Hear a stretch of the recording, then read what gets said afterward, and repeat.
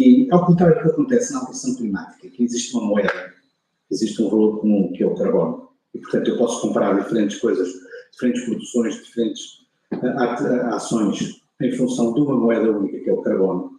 No caso da paisagem ou da biodiversidade, não existe essa moeda única, o que torna toda a discussão sobre os efeitos muito difícil.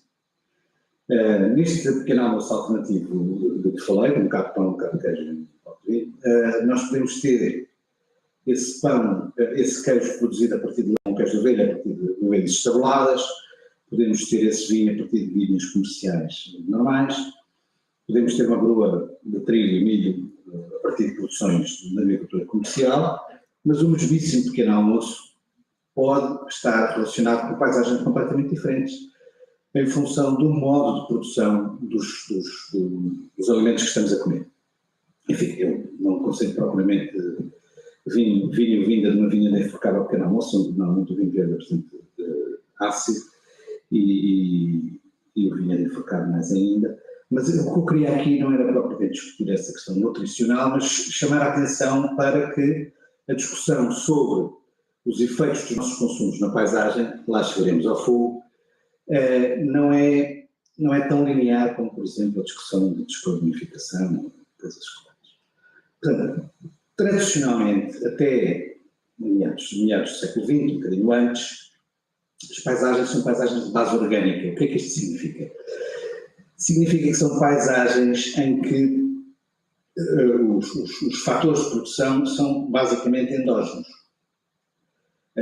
Nas nossas condições, a base da alimentação é o pão.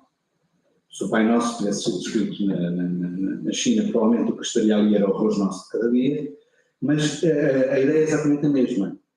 É a de um alimento altamente energético, quer os cereais que usamos para o pão, quer o arroz, quer noutros continentes, o milho, são não só muito energéticos, como são relativamente fáceis de conservar. Quando nós agora pomos tudo no frio, congelamos tudo, perdemos a noção da dificuldade que é conservar alimentos. E perdemos a noção de como os alimentos eram conservados tradicionalmente, ou através do sal, ou através dos ácidos, vinagres e picos, coisas assim desse género, o chucrute, embora o chucrute seja um processo um bocadinho diferente, mas também com o ácido, incluindo a urina, por exemplo, em algumas zonas onde era difícil fazer a fumagem do peixe, ele era conservado em barricas de urina, que é um ácido, açúcar, enfim, há uma série de fumo, há uma série de técnicas de conservação, mas são difíceis. E secagem, obviamente. Os figos secos, os passas, resultam dessa necessidade de conservar alimentos mais tempo. No caso dos cereais, há uma relativa facilidade de conservação até à cultura do ano seguinte. A agricultura é, por definição, uma atividade exportadora de nutrientes. Se eu ponho uma semente e retiro o vinho e mais os tecidos das plantas, eu estou a retirar muito mais nutrientes do que as flautas. O que significa que eu tenho que, para garantir, enfim, níveis de produção razoáveis, significa que eu tenho que ou ir mudando o sítio onde faço a cultura, chamado slash and burn, queimo, faço a seara em cima das cinzas, largo aquilo durante uns tempos e depois volto lá, assim, uma coisa muito tradicional, ou então tenho que trazer nutrientes para o campo agrícola. E era isso que nós fazíamos tradicionalmente. As cabras, os rebanhos de cabras e de ovelhas, pequenos ruminantes, não estão lá porque as pessoas gostam de lã, ou de queijo de cabra, ou de carne. Nós praticamente, enfim, para a sociedade, éramos praticamente vegetarianos, e depois dava para a carne praticamente para o ano inteiro da família, enfim, com umas galinhas pelo meio, sobretudo para as mulheres que tinham acabado de ter crianças. Mas basicamente éramos vegetarianos. Portanto, não é por causa da carne, eles estão lá para produzir fertilidade. Isto é, por cada hectare que eu tenho de produção de pão, que é aquilo que me alimenta, para terem uma noção, no fim do século XIX em Lisboa, 70% do rendimento de um trabalhador era para a alimentação. Façam as contas para perceber o que é que isso significa, o que é que significaria atualmente. Portanto, 70% do rendimento era gasto na alimentação, dos quais 30% era em pão. 30%, um terço do que as pessoas ganhavam, era para comer pão, era para comprar pão. Até aí percebe-se a noção do que aquelas velhas coisas de comer sem pão é comer de lambão, etc, etc, porque o pão era de facto aquilo que alimentava as sociedades. E por cada hectare que me produz pão, eu tenho que ter 4 ou 8 hectares de terra pastoreada, terra que não serve para produzir pão. Se ela servisse para produzir pão, eu punha a produzir pão, mas em Portugal nós somos relativamente pobres em solos agrícolas e, portanto, somos obrigados a fazer pão nas mesmas terras de 500 anos e 600 anos e, portanto, significa que temos que trazer nutrientes. Essa é a função dos rebanhos. Andar a comer coisas que nós habitualmente não comemos. A história toda burro como palha, a questão é saber dar água, não é? Mas independente disso, nós normalmente não comemos carquejas, não comemos tojos, não comemos urzes, mas o gado come, as ovelhas comem mais erva, as cabras comem mais rebentos, o outro não bem seguimos neste meio, mas a verdade é que fazem isso e depois voltam para o corral à noite, ou para um barco, em situações mais extensivas, como é no sul de Portugal, o que permite a acumulação de nutrientes. E esses nutrientes vão depois estrumar a terra. E depois as vacas, os cavalos, os burros, portanto, o gado maior, estava lá para produzir trabalho. Esta é a organização da agricultura tradicional, a agricultura não comercial. Na agricultura moderna, isto muda porque deixamos de ter uma economia circular, como era esta, uma economia mais circular, mas mais miserável, onde as pessoas passavam fome. É bom não perceber que não há almoços grátis. Não há de perto. É de facto uma economia mais circular. Na agricultura moderna não é assim. Nós vamos buscar nutrientes do outro lado qualquer, vamos buscar, mudamos os estrumes para os adubos, aumentamos a acessibilidade, a mecanização, e portanto o trabalho já não é feito com animais que se alimentam na própria exploração, à volta. E os produtores passavam a produzir para vender e não para comer. O produtor de peras especializa-se na produção de peras e depois compra o resto dos produtos no lado qualquer. Ou seja, se uma Assembleia como esta passasse aqui um papelinho a dizer que hoje ao almoço havia 2 hipóteses, mão de vaca com grão ou que está do lado direito da fotografia, eu não tenho a menor dúvida de qual era a escolha dominante. Agora, a verdade é que a mão de vaca com grão, que aliás é ótimo, não só é nutricionalmente bastante mais interessante, não só nos permite ir buscar proteína ao grão, e portanto não precisamos de comer tanta carne, como não era uma escolha. As pessoas comiam aquilo que era possível comer. Aquela cozinha tradicional que as pessoas gostam muito, como é que as pessoas inventaram isto? Inventaram por necessidade, inventaram porque não tinham outra coisa. As pessoas comiam feijão com couves porque era feijão com couves que havia. Lá punham eventualmente um maco, por exemplo, para dar um bocadinho de tempero, mas de resto era feijão com couves. Eventualmente batatas, embora as batatas sejam uma coisa bastante recente. Não tem mais. A utilização que nós fazemos hoje da batata em Portugal não tem mais do que um século e meio, assim, e foi bastante impulsionada no princípio de século XX com a doença da tinta nos castanheiros. Então nós passámos de uma alimentação baseada naquilo que a terra dava à volta de mim para uma alimentação que se baseia em coisas produzidas no claro. O trabalho mudou do trabalho animal para as energias fósseis e, sobretudo, e este é o aspecto relevante para depois entrarmos na questão dos incêndios, a origem da fertilidade passou dos rebanhos para as fábricas que produzem adubos industriais. Eu sei que agora está na moda ser quimiofóbico, toda a gente não gosta de química, mas, quer dizer, não gostam bem assim. Acham que é horrível utilizar químicos na agricultura e depois tomam a pílula. Portanto, convenhamos que do ponto de vista de saúde não há sobre esse aspecto nenhuma discussão relevante. Somos quimiofóbicos, mais ou menos.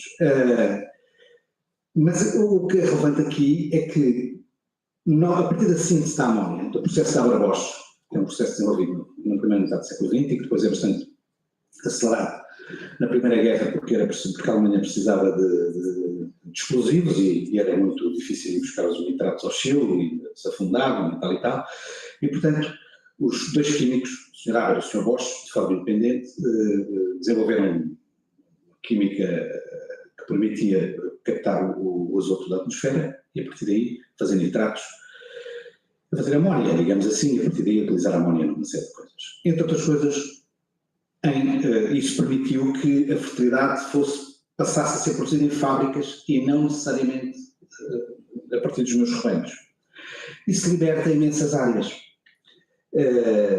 E, portanto, convém perceber que na base do padrão de fogo, eu não sei se repararam, mas eu falo sempre em padrão de fogo e não falo em fogos, porque talvez seja útil explicar o que é o padrão de fogo. O padrão de fogo caracteriza-se pela sua frequência, pela sua intensidade e pela sua extensão. Tradicionalmente, provavelmente, ardia muito mais área daquela que arde hoje. Há 70 ou 80 anos, a área ardida anualmente era provavelmente maior do que a área ardida hoje, ao contrário do que nós temos na cabeça.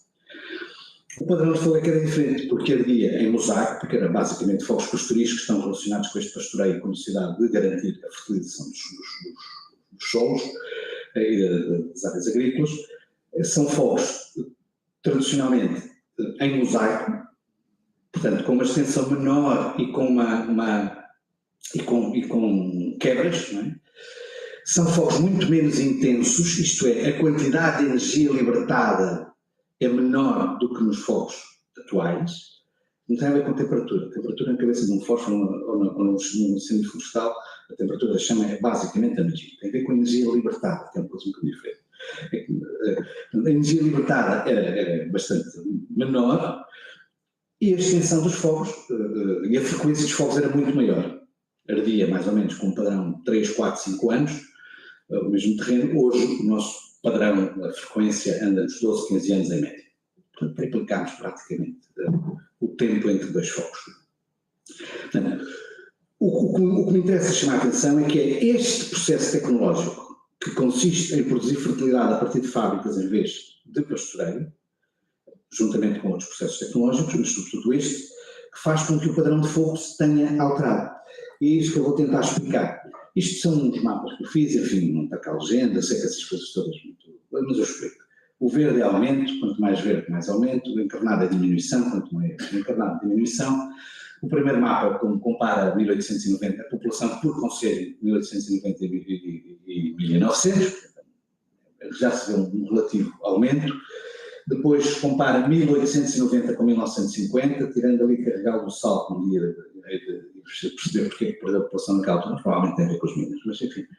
Há um aumento generalizado da população e depois, quando se compara 2001 com 1890, e reparem, não estou a comparar 2001 com o pico da pressão sobre o território que é no meados dos anos 50, estou a comparar com o fim do século XIX, nós temos metade do país que tem menos gente e mais ou menos um terço do país que tem muito menos gente.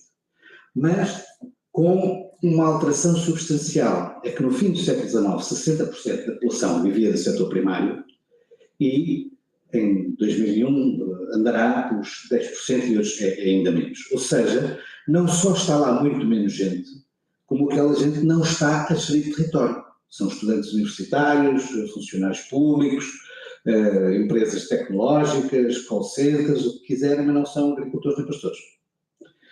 O que significa, enfim, pronto, isso também tem a ver com a imigração.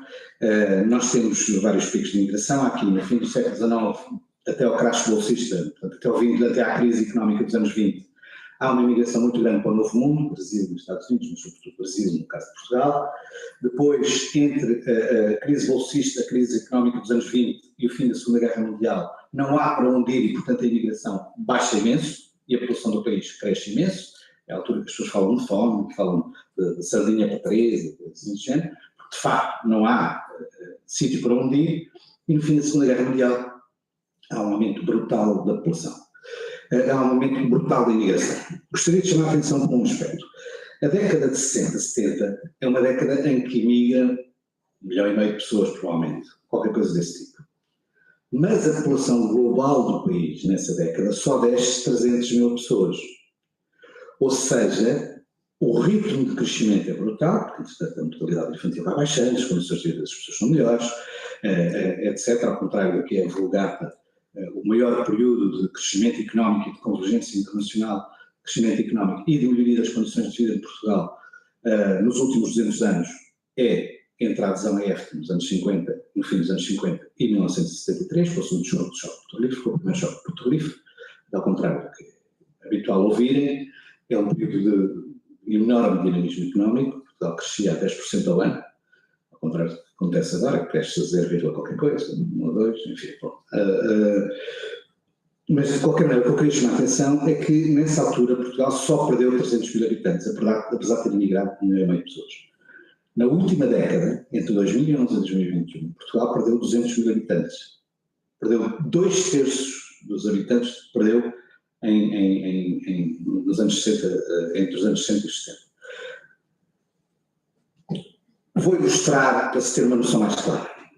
Isto também são os mapas que eu fiz, por conselho, isto é a densidade de pequenos ruminantes, cabras e ovelhas, entre 1974, naquele conceito que eu escolhi, eram cerca de 40 animais por hectare, no fim do século XX são 12,5.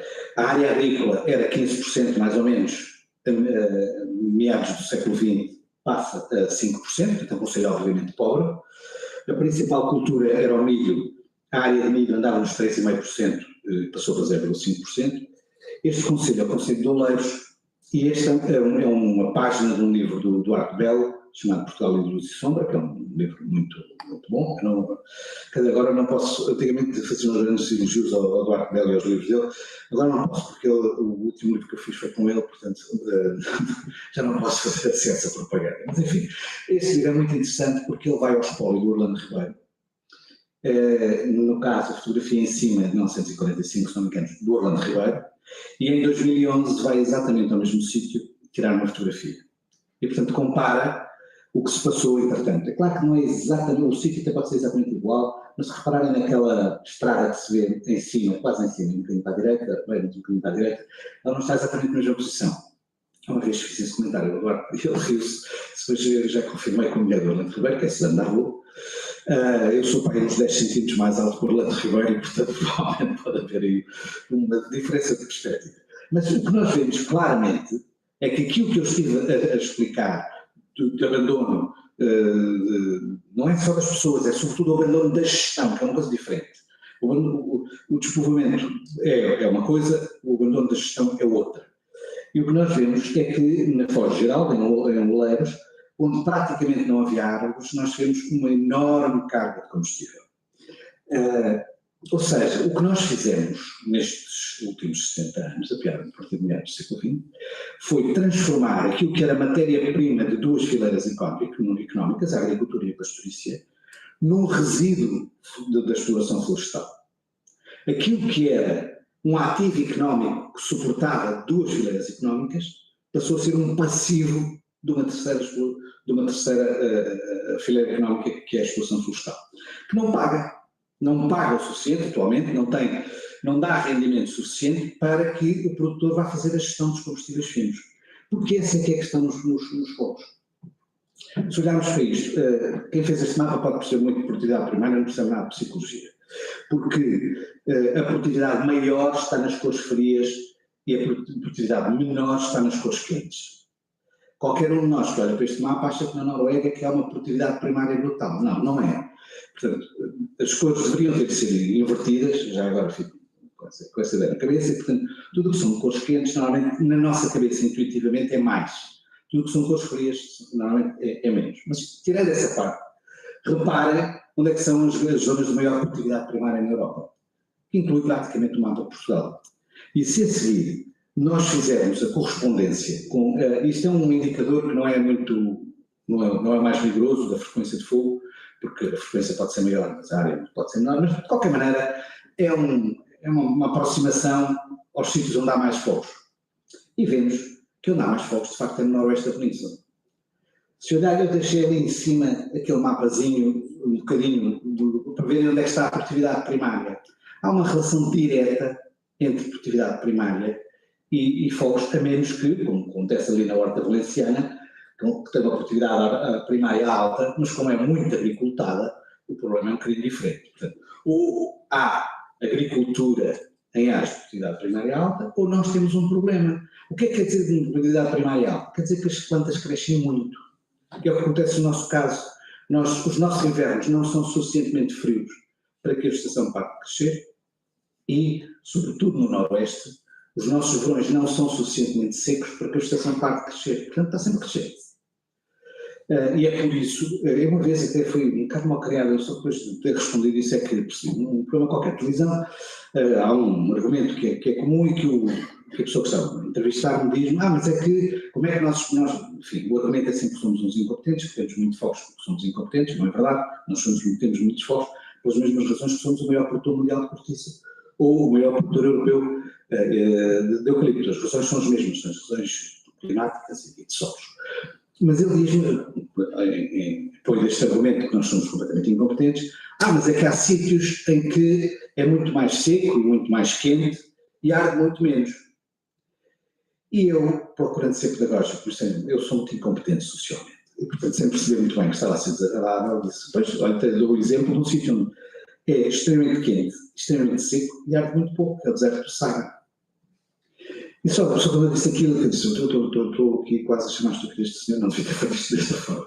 Mas não era, eu só queria chamar a atenção de que o problema não é a secura ou a temperatura, o problema é a existência de combustível. E, sobretudo, de combustíveis finos. Aquilo que comanda a frente de fogo não são as árvores que lá estão. Se repararem, os troncos das árvores ficam lá todas depois do incêndio. Estão lá todas em pé, seja qual for a espécie. O que comanda são os combustíveis finos. E na frente de fogo são os combustíveis com diâmetros até 6 milímetros de espessura. Eu não me enganei na unidade. É 6 milímetros de espessura. Folhas, raminhos, cascas, é isso que comanda a frente de fogo. Não é a árvore que lá está.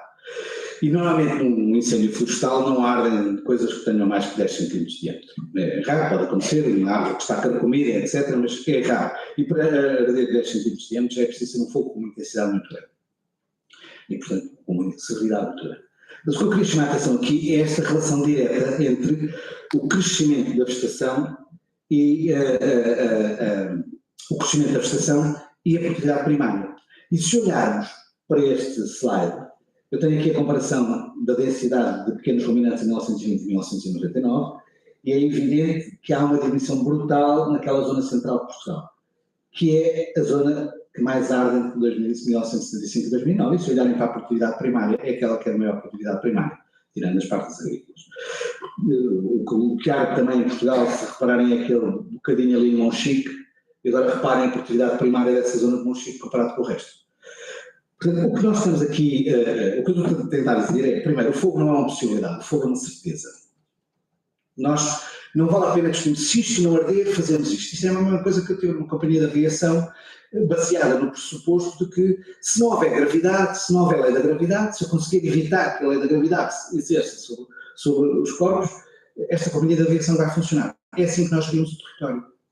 Partimos do princípio de que o fogo é uma variável que pode ser eliminada e gerimos o território com o objetivo de eliminar essa variável, que é uma variável natural, não há volta a dar. O fogo está presente nos ecossistemas, estará sempre, e é um elemento fundamental dos ecossistemas.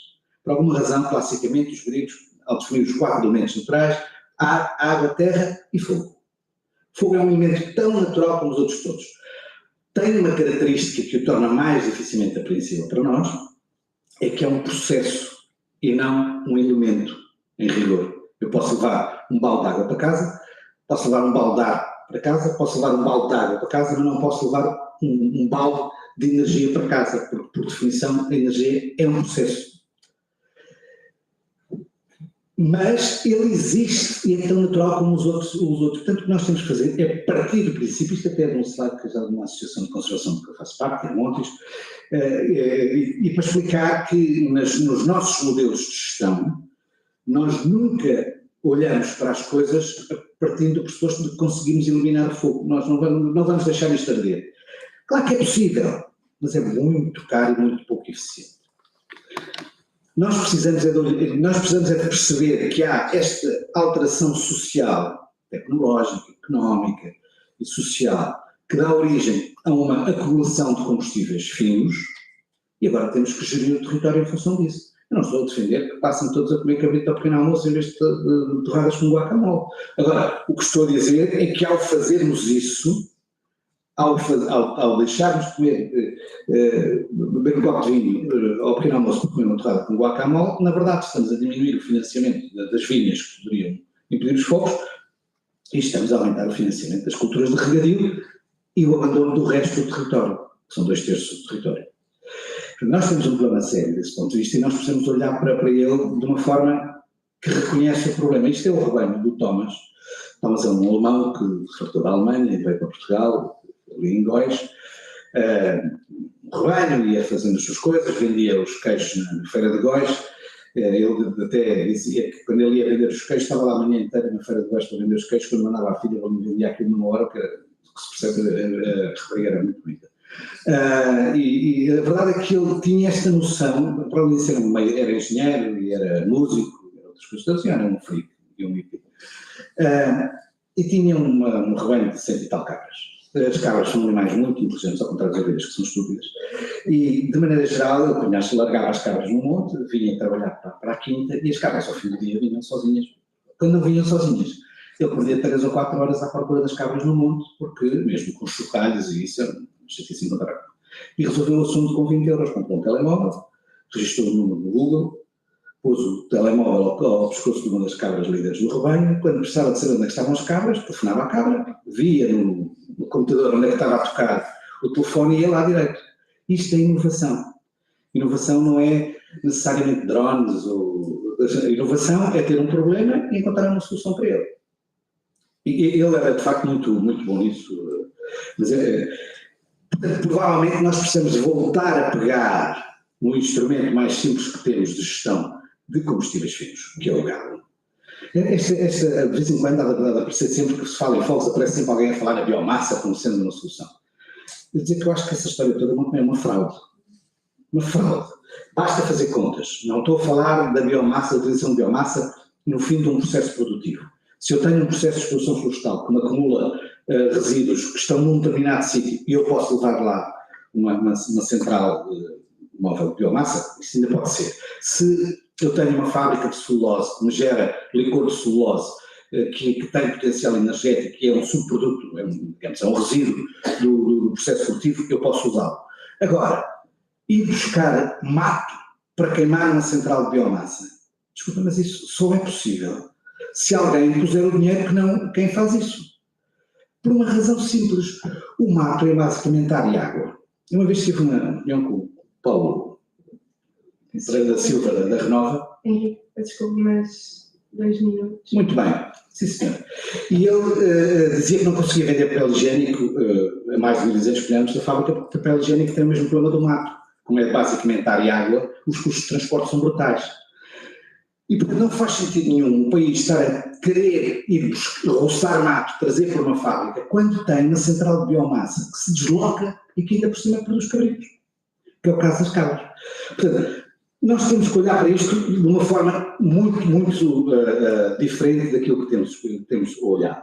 Isto é um projeto de um pouco a guiar com cabras, em vez do encabeçamento tradicional de 1 a 2 cabras por hectare, 1,5 a 2 cabras por hectare, nós chegamos a ter 800 cabras por hectare, obviamente implica estarem confinadas, e depois os resultados são estes. Vocês olham para ali e dizem, mas o resultado não parece muito diferente. Não, atenção, na parte de baixo, naquele mato, se lá aparecer um fogo, eu com uma bota piso e apago.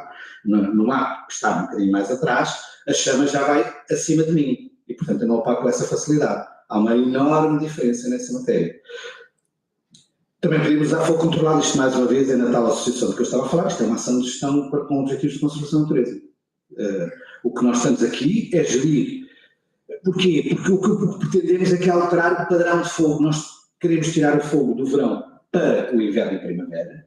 Nós queremos mudar um fogo intenso para um fogo menos intenso, consome menos combustível, que não afeta o solo, e queremos fazê-lo numa altura em que a umidade do solo é suficiente para que não haja consumo da matéria orgânica do solo. E, portanto, o que está aqui em causa não é eliminar o fogo dos nossos sistemas. O que está aqui em causa é usar o fogo sabendo que ele é inevitável, sabendo que é um processo, e criar valor a propósito disso. O que é que fez o Paulo Pereira da Silva com a Renova? Inventou papel higiênico preto.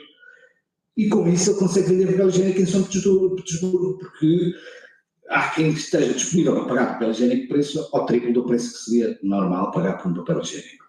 E, portanto, o que nós temos que fazer é procurar criar valor, criar economia, em vez destas parvoíces que andamos a fazer, de obrigação das bermas da estrada, da limpeza das estradas e à volta das casas.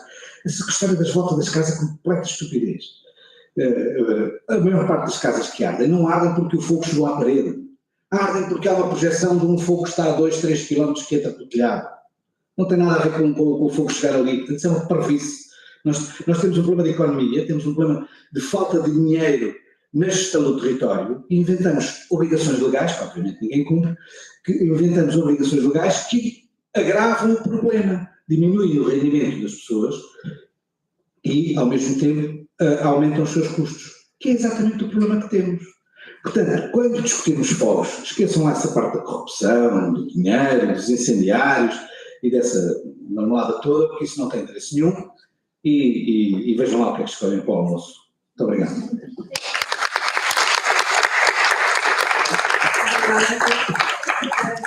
Temos que, já nas sessões de ontem, que temos que ser conscientes a consumir.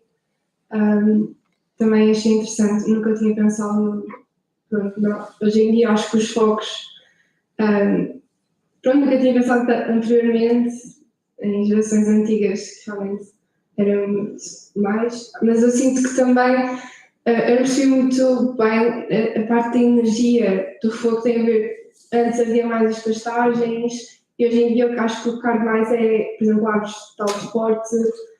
Como é que nós podemos, não vamos mandar cabras para o meio das florestas, para o meio dos carvalhos, para o meio de pinheiros e eucaliptos, através do fogo controlado conseguimos queimar esses combustíveis? Talvez não tenha sido, claro, quer dizer, não foi de certeza. Não, o que arde mais não é árvores. São fogos com maior intensidade, o que arde continua a ser os combustíveis finos. O que há de diferente é a acumulação de combustíveis finos. Repare, por um lado, nós passámos a buscar a fertilidade numa fábrica em vez de ter nos rebanhos. Por outro lado, deixámos de cozinhar a lenha, passamos a cozinhar com base em energias fósseis, ou energias renováveis, mas enfim, não com base nessa biomassa apanhada diretamente. Portanto, além disso, passámos a ocupar menos o território. E, portanto, há hoje uma quantidade de combustíveis florestais, de materiais finos sobre o território que não havia. Naquela fotografia do Portugal Luz e Sombra, talvez seja útil para explicar isso. Mas tenho que encontrar, se eu consigo. Repare, isto aqui está tudo rapado. O problema não é ver aqui pinheiros. O problema é que por baixo destes pinheiros não há gestão. E, portanto, se lá quiser passear aqui, cortava isto também, se lhe desse na cabeça, porque tinha ervas ou matos pelos arteiros. Se lá for agora, tem mato deste tamanho. Pelo menos. É esse que arde, não é as árvores. Sim, mas pronto, a minha dúvida é realmente, nós quando tínhamos as pastagens baixas, mandamos para lá as cabras e elas limpavam o terreno. Agora, entre pinheiros, como é que nós, através da limpeza manual? Não, manual pode ser, mas custa 1.000 euros por hectare e não há nada que pague isso, a não ser o dinheiro dos contribuintes, não é? Portanto, tirando coisas muito pontuais. Na gestão de combustíveis finos, há basicamente 3 famílias de opções. Ou o corte, feito o que falamos, ou o dentro do gado, ou o fogo. São basicamente as 3 famílias de intervenções possíveis. Portanto, o que é que nós temos? Como é muito caro fazer o corte moto-manual, mesmo com todas as tecnologias, é de facto muito caro. Há para aí umas experiências com os robôs e tal, eu não percebo muito bem porque nós temos um robô perfeito, que é caro. Uma vez escrevi um artigo no jornal chamado Antes Cabras que Aviões. Eu acho que foi o melhor artigo que eu escrevi. Na altura que o governo usou comprar uns canadés, e eu tentei demonstrar que com o dinheiro dos canadés podíamos ser muito mais eficientes através de programas de pastoreio. E depois explicar que os canadés não são feitos em Portugal, as cabras são de fabrico nacional. Os canadés exigem dinheiro para a sua operação, as cabras não exigem algum dinheiro para a sua operação, mas nem por isso. Os canadés não criam emprego, as cabras criam emprego. E no fim da vida útil de cada um dos instrumentos, os canadés ainda temos que pagar para os reciclar e com as cabras fazemos chanfana. Portanto, nós podemos, de facto, olhar para isso de uma forma diferente e dizer, de facto, há estas 3 famílias e temos que usar mais fogo controlado. Por isso eu digo que Portugal não tem um problema de fogo a menos, tem um problema desculpa, não tem um problema de fogo a mais, tem um problema de fogo a menos. É preciso queimar mais intensamente, ou melhor, mais frequentemente em áreas mais extensas, e é possível usar de uma forma diferente o pastoreio, porque também há modelos diferentes de pastoreio, que foi aquilo que eu expliquei ali. Há pastoreio, por exemplo, o pastoreio dirigido, que é aquilo que está ali, que faz o mesmo que faz os sapadores florestais, com a diferença que deixa lá a matéria orgânica, e enfim, dá uns cabritos e umas chafanas e tal. Ok, obrigada. Agora pensa se alguém tem alguma pergunta.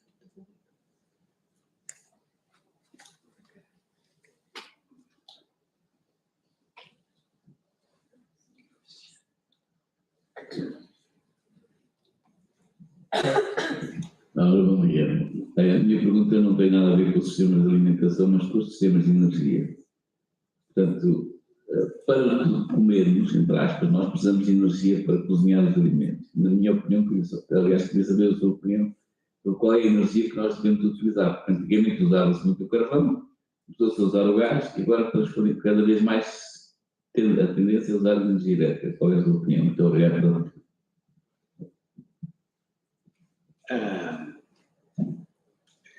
Eu consigo responder o que é que eu faço em casa. Eu ligo o bico do gás. E ligo o bico do gás porque é o que lá está, e porque eu não tenho dinheiro para comprar um fogão mais eficiente, e portanto é aquele que funciona.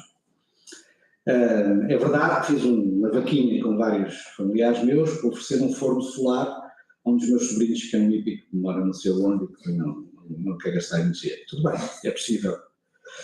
Não sei se ele alguma vez utilizou o forno solar, tenho que dizer, mas para o utilizar, e funciona para algumas coisas, é difícil para fazer fritos, mas é bom fazer assados ou cozidos, precisa de mais tempo. Portanto, em todos os processos existem perdas e ganhos. Eu tenho uma enorme dificuldade em dizer aos outros o que é que os outros devem fazer. Eu gosto de cozinha, que provavelmente, por exemplo, quer dizer, que há tempos eu não sabia fazer pudins, resolvi fazer pudins, andei agora vários sítios, posso fazê-lo no forno, mas descobri que consigo fazê-lo numa panela com lume no mínimo. Eu cozinho muitas vezes assim, com horas.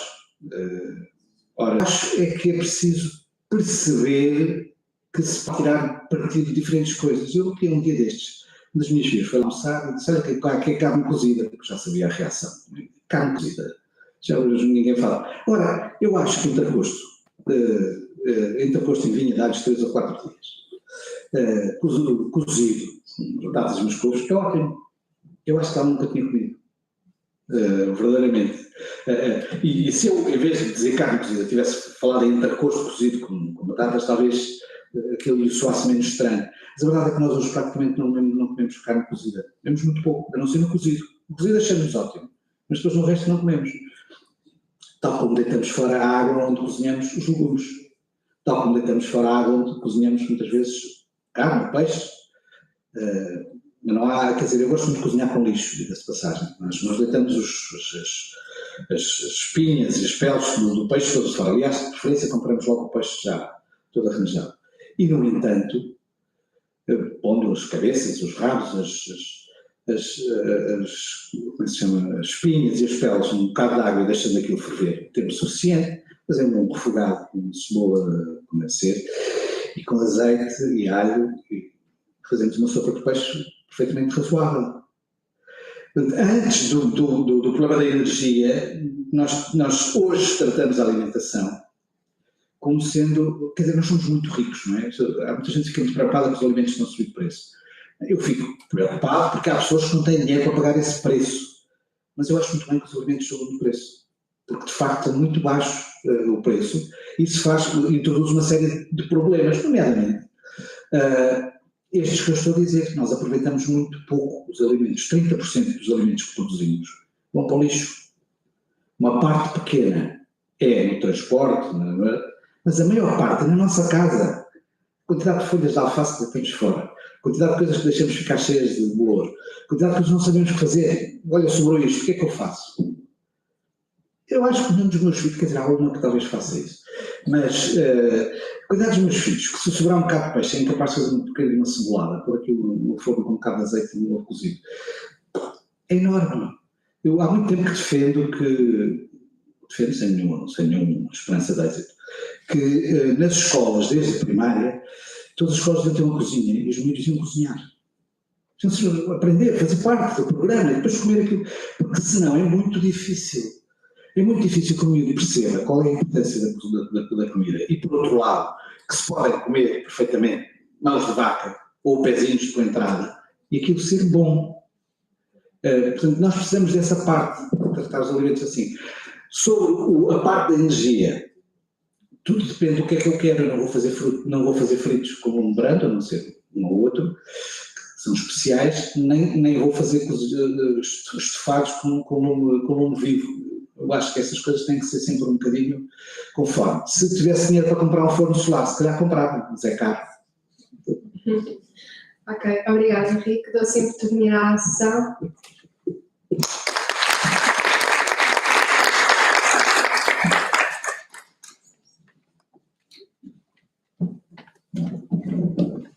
Muito bem. Vamos então passar para a próxima palestra de sustentabilidade corporativa, uma mesa redonda. Chamo então a moderadora Marta Tejada.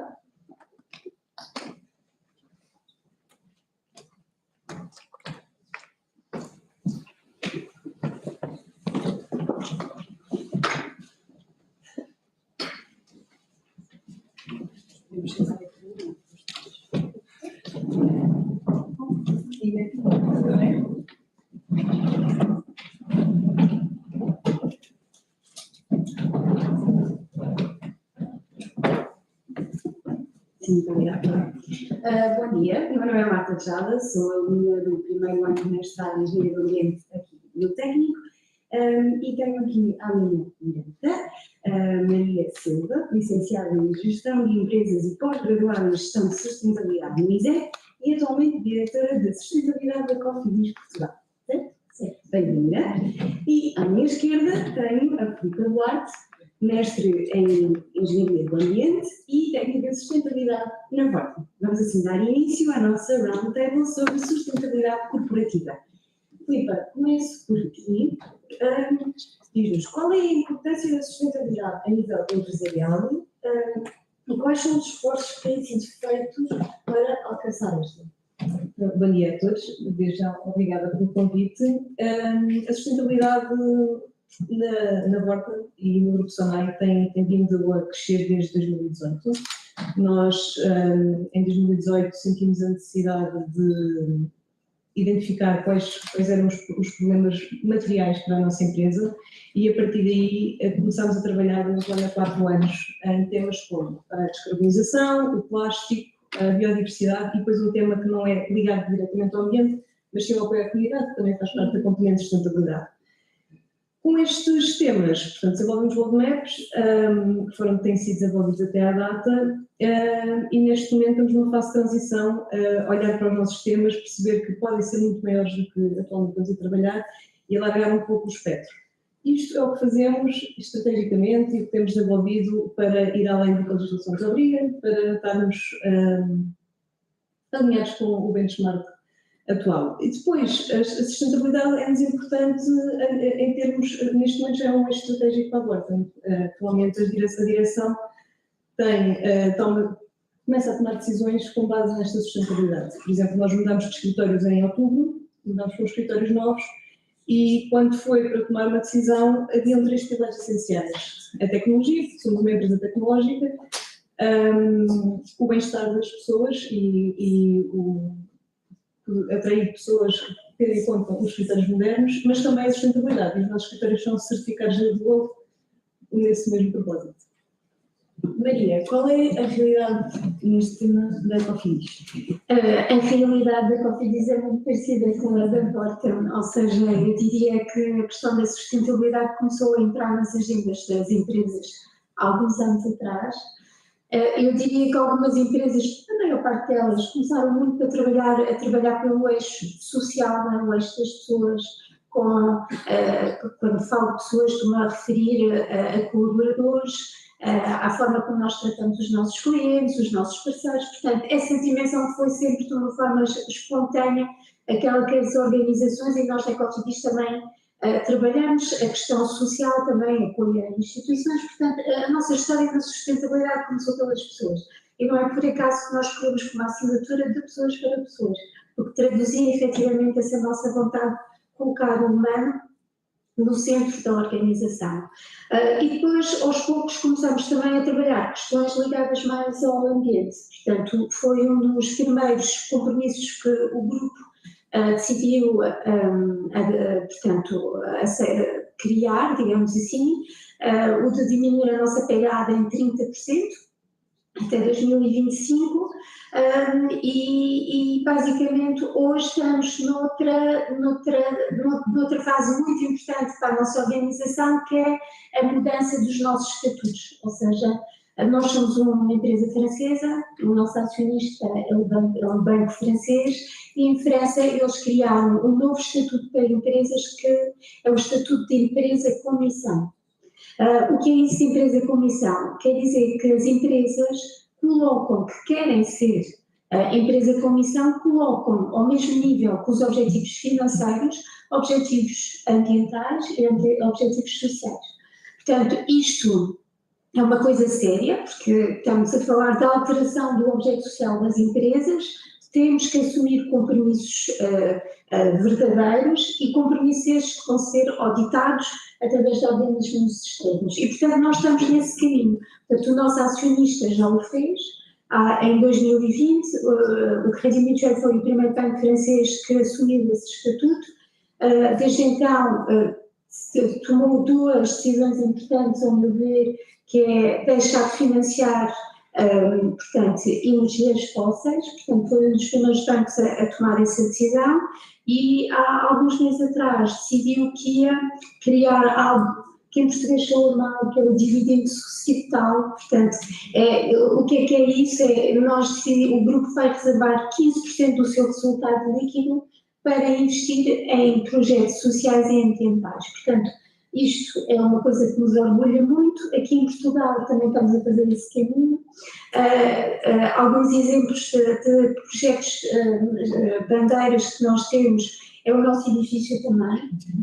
Portanto, nós mudamos de edifício há alguns meses atrás. Compramos um edifício que já na sua gênese tinha a questão da sustentabilidade muito enraizada. Não sei se conhecem, são as Natura Towers ali no Lumiar, e portanto ele já era um edifício super, na altura quando foi construído, que tinha boas referências a esse nível, e nós tentamos capitalizar também, colocando a sustentabilidade também no coração do projeto, e as pessoas, portanto, muito similar ao projeto da Vorten. E pronto, temos outros também, a questão da literacia financeira, que está muito ligada ao nosso métier, digamos assim, à nossa atividade. Com o projeto Contas Connosco, temos inúmeros projetos, mas neste momento estamos numa fase também de estruturação da nossa atividade. Obrigada. Pergunto agora, começo pela Maria, qual é o papel do Estado nesta implementação da sustentabilidade nas empresas? Eu vou responder um bocadinho de forma diferente, quer dizer, eu acho que nesta questão, neste tema, existe um tríptico que tem que funcionar de mão dadas, que é o Estado, as empresas e nós, consumidor, e vou dizer aquilo que o nosso orador anterior disse, que efetivamente nós como consumidores temos aqui um papel muito importante nesta transição. Eu, para simplificar aqui um pouco as coisas, eu diria que para mim o Estado e o legislador têm que ter um papel de acelerador e criar enquadramento. Muitas empresas não fariam uma transição tão rápida sem obrigações legais, temos que ser sinceros, não é? Porque nós ainda estamos num modelo onde efetivamente aquilo que prevalece é o lucro, não é? E existe muito medo em muitas organizações de transformar modelos de negócio, ok? Portanto, o Estado para mim aqui tem esse papel, que é obrigar, não é? E acelerar para que as coisas acabem por acontecer, e neste momento existe muitas iniciativas, digamos assim, nesse perímetro, com obrigatoriedades de reporte de informação não financeira, com a criação de obrigações em termos de due diligence, onde as empresas vão ter que garantir que a sua cadeia de valor, mitigar na sua cadeia de valor todos os riscos ambientais e direitos humanos. Portanto, existem aqui muitos textos que vão obrigar aqui a acelerar este processo. As empresas acho que têm um papel fundamental, porque muitas dessas leis que eu acabei de há pouco falar incidem precisamente sobre a atividade das empresas e, portanto, o Estado e o legislador está a usar as empresas como um pilar importante nesta questão da transformação. Só que eu acho que as empresas não têm só de implementar aquilo que o legislador faz, as empresas têm que efetivamente se envolver de forma diferente e criar opções. Eu, quando tirei um curso de engenharia, não, vocês é que são engenheiros, de sustentabilidade, e um professor que falava muito disso, que é o nosso papel é criar opções. Opções para quê? Para os consumidores. E nós, por fim, como consumidores, não vou repetir tudo aquilo que já foi dito aqui, temos o poder de escolha. E, portanto, nós, através das nossas escolhas, também podemos pressionar não só as empresas, como o legislador. Portanto, o consumidor, vocês têm que ter uma coisa em mente, que é nós, enquanto empresa, passamos a vida a estudar aquilo que os consumidores querem. Portanto, eu tenho passado 20 anos no marketing, portanto, toda a minha vida tentei perceber o que é que o consumidor queria. E, portanto, a partir do momento em que o consumidor começou a querer ter opções mais conscientes, as empresas também começaram a pensar nisso. Portanto, para responder a essa questão, tem que funcionar em tríplice. Obrigada. Filipa, a Maria mencionou toda esta parte da legislação que o Estado impõe às empresas, sendo que as empresas são mais beneficiadas ou menos multadas com esta legislação do Estado, ou seja, são mais ajudadas pelo Estado ou simplesmente têm menos contrapartidas ou serem mais sustentáveis? Boa pergunta. Ou seja, eu acho que as empresas, e falo de uma empresa que, como a Maria fala, que tem uma visão e que está a ir mais além do que o Estado atualmente exige, as empresas têm todo... É metade. Portanto, têm benefícios em seguir o que o Estado, as indicações que o Estado dá e que a legislação impõe, mas depois também é difícil para as empresas se não tiverem capacidade para implementar. Também é verdade que o Estado depois tem um papel de fiscalização, que eu acho que é essencial, sim. E que não faz, e que não tem. Porque, por exemplo, nós somos uma empresa que vende tecnologia e vende eletrodomésticos. Um ponto sensível para nós é a recolha dos elétricos eletrónicos. Nós estamos muito comprometidos a recolher equipamentos elétricos eletrónicos. E não são nossos, são dos clientes, mas nós temos a obrigação de fazer isto. Mas depois não conseguimos controlar a nossa cadeia de valor. Desde que sai da nossa loja até ser reciclado, temos alguma dificuldade em controlar tudo. Mas se nós temos que controlar, ou deveria ser o Estado fiscalizado, porque deveria ir aos locais, e deveria ir às recicladoras, e deveria ir às entidades gestoras. Portanto, por um lado, eu creio que felizmente estamos no ponto do mundo certo através da sustentabilidade. E estamos na Europa e nós queremos levar a sustentabilidade para todo o mundo, não é? E agora vem uma panóplia de legislação europeia que está a incentivar imenso isso. Acho que Portugal tem que ter a visão de, tendo em conta toda a panóplia europeia, toda a legislação que vem, de defender os nossos interesses como empresas portuguesas. E ter em atenção que temos condições muito específicas, como falámos aqui há pouco, não é?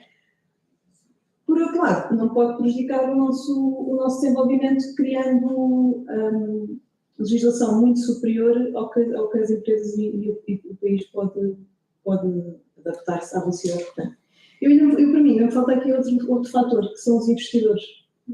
Para além dos consumidores, nós neste momento temos a banca, temos ratings dos consultores não financeiros, cada vez nos pressionam mais sobre isto. E cada vez quando nós vamos agora a financiamentos, é posto a questão da sustentabilidade em causa. Obrigada. Maria, volto a si com toda essa questão dos consumidores. Existe muito agora, quando se fala em sustentabilidade, fala-se sempre no consumismo, vem sempre juntos, atrelados um ao outro. Como é que as empresas conseguem, sendo que o objetivo de uma empresa passa sempre pelo lucro também, como é que a empresa consegue chegar ao consumidor e fazer com que o consumidor também tenha um consumo responsável?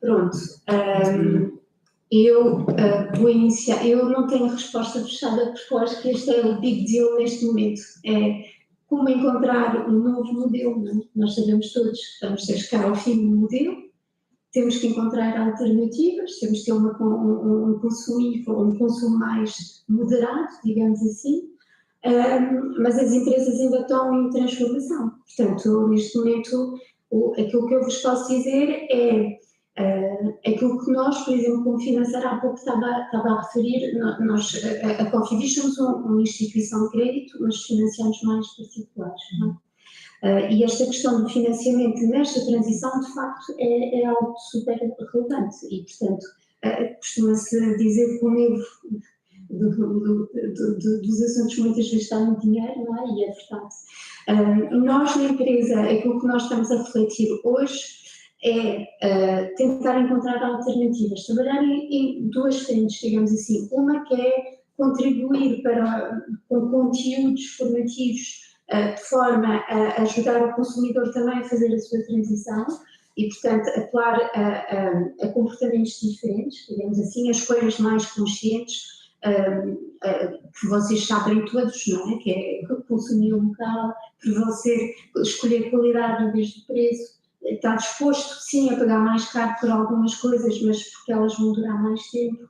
Portanto, há aqui toda essa panóplia de literacia, digamos assim, e depois eu acho que isto tem que entrar efetivamente no core da atividade das empresas, ou seja, até agora a sustentabilidade só existia em grandes empresas, muitas vezes ligadas ao ramo da energia ou tinham já essa preocupação. Agora estas áreas estão a ser criadas em prédios já de outra dimensão e, portanto, não devemos cair no erro de manter a sustentabilidade só na questão do compliance, não é? E garantir que a empresa está a cumprir com as regras de legislação. A sustentabilidade tem que entrar efetivamente no core business das empresas e nós, por exemplo, uma das coisas que nós estamos a refletir neste momento é como é que nós podemos, através do nosso financiamento, promover efetivamente estas tais escolhas mais conscientes. Estamos a falar eventualmente de lançar aquilo que é o mais óbvio, que é alternativas ou taxas mais vantajosas para viaturas elétricas. Também estamos a trabalhar toda a parte agora de tudo o que é as obras, a requalificação do habitat, não é? Porque com esta crise energética as pessoas vão ter que investir na requalificação das suas casas de forma a as tornar mais eficientes do ponto de vista energético e, portanto, isso são caminhos que nós estamos aqui a trabalhar, mas ainda estamos com muita sinceridade e humildade no início do caminho. E, Maria, na perspectiva da Vorten também é a mesma questão, que é uma empresa mais de produto do que serviço. Como é que conseguem induzir no consumidor um consumo mais responsável e ético em termos de sustentabilidade? Neste momento estamos numa fase de transição e temos uma aposta muito grande nos serviços. Atualmente qualquer um de nós pode chegar à Vorten e pedir uma reparação de um equipamento e para além dos eletrodomésticos, vamos à loja e pedimos reparação, temos programas de casa. Portanto, precisamos de uma reparação em casa, podemos ter seguros de casa e fazemos manutenções de ar-condicionados, instalação de equipamentos em casa através dos nossos serviços. Portanto, temos uma aposta muito grande nos nossos serviços. Não queremos deixar de vender eletrodomésticos, mas queremos que os nossos serviços ganhem peso. Por outro lado, estamos a investir em opções não diferentes, porque continuamos a vender telemóveis, mas temos agora a opção do telemóvel reuse, que é uma marca que criámos na Vorten, que qualquer um de nós pode ir vender o seu telemóvel, tem um telemóvel, quer vender, não o mandam fora, nós em Portugal temos muita mania de guardar os nossos telemóveis em casa, mas podemos vender, a Vorten avalia as condições do telemóvel e dá-vos um valor, dá-vos um cheque, não é necessário ser utilizado na Vorten, podem utilizar depois onde quiserem. Esse telemóvel é completamente limpo, reparado o que é necessário reparar e é colocado à venda numa escala de qualidade do produto.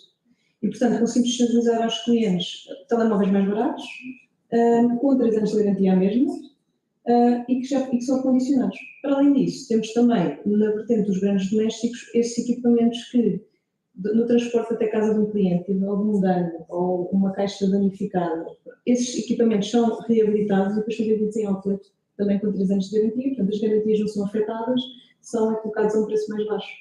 E, portanto, aumentamos o nosso ciclo de vida dos nossos produtos e disponibilizamos preços mais competitivos para os clientes. Por outro lado, tentamos comunicar as questões de sustentabilidade. Neste momento estamos numa fase em que só conseguimos, é muito fácil comunicarmos o que é que são etiquetas energéticas.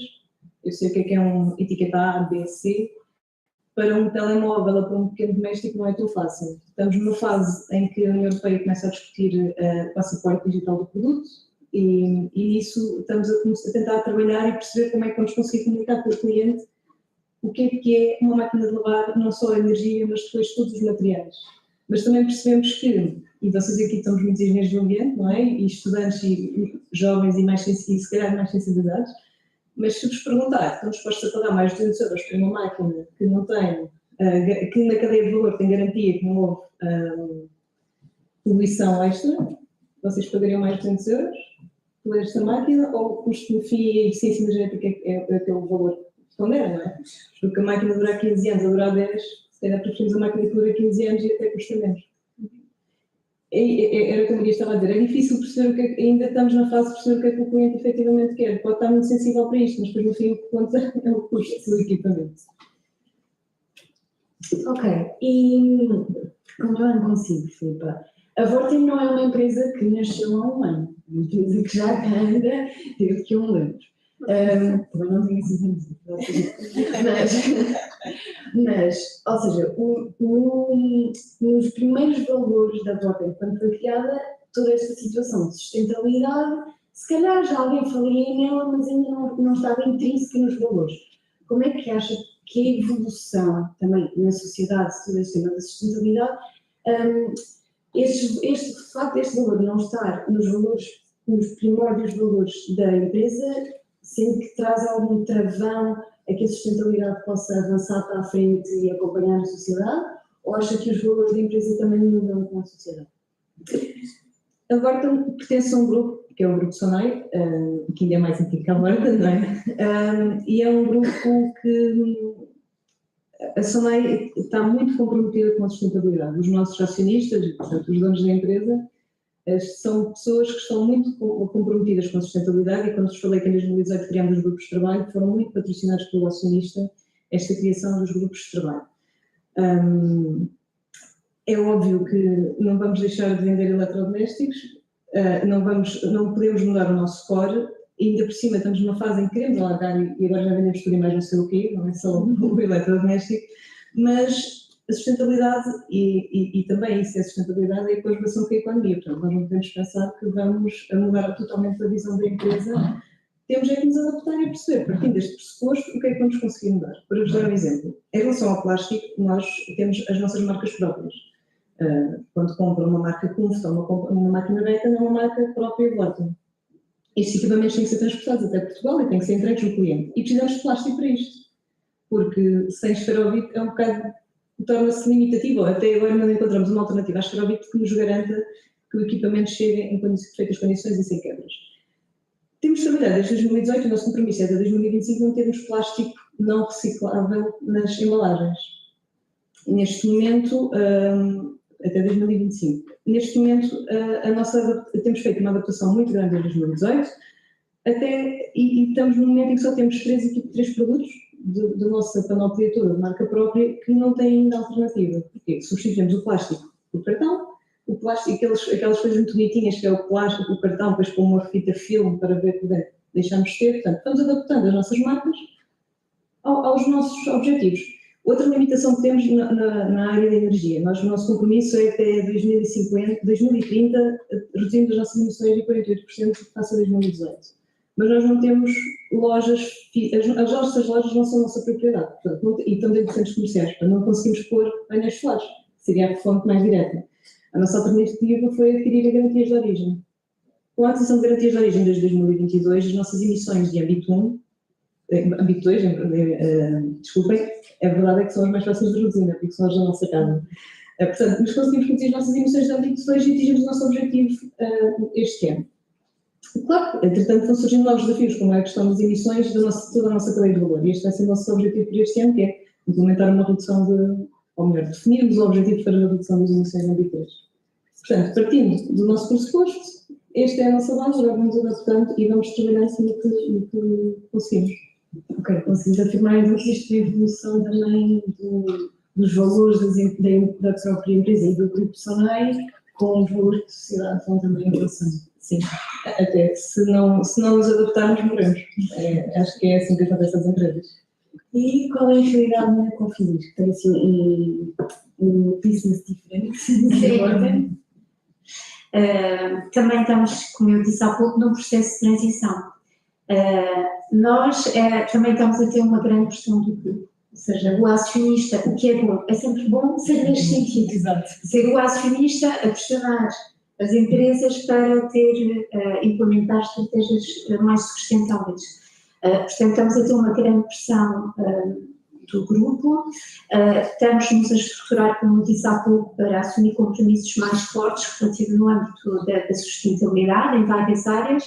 Agora, não vos minto que não é muito. O desafio hoje é a questão do business model. Não é? Toda a gente está super disposta a colaborar, a ajudar-nos, se não tem impacto no resultado.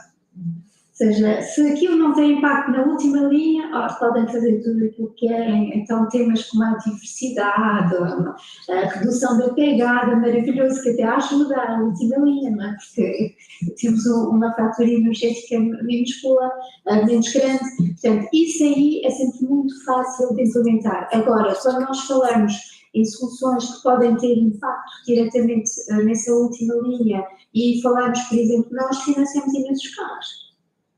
E, portanto, claro que a nossa pegada, o âmbito 3, já imaginam, não é? Imaginam, na minha, eu ia dizer ao diretor-geral, temos de ter cuidado com o financiamento dos carros, que é só metade do nosso resultado. É um bocado mais complicado, mas acho que é um caminho que está a ser percorrido. Eu tenho uma visão bastante otimista do tema, porque eu acho que à medida. Eu acho que aqui o desafio é, mais uma vez, não centralizar a sustentabilidade em algumas pessoas da empresa. Nós estamos muito empenhados a trabalhar a questão de uma cultura de sustentabilidade na organização, de forma que cada colaborador tenha esse objetivo e queira contribuir para os nossos compromissos de uma forma mais integrada. E, portanto, eu acho que com essa visão, com esta cultura, com a capacitação das pessoas, nós vamos conseguir encontrar também alternativas que vão contribuir também para a nossa última linha. Portanto, eu acho que só estamos no início do caminho e vamos conseguir. Eu, claro, já respondeu à próxima pergunta que eu tinha, que era quão estão dispostos as pessoas acima, ou seja, investidores e manda-chuva, e as pessoas abaixo, os consumidores, a fazer esta transição também, ou seja, quão estão os investidores a apoiar e incentivar a transição para uma corporatividade mais sustentável, e se os consumidores, sente que o consumidor da empresa opta pelas opções mais sustentáveis quando tem um leque de opções.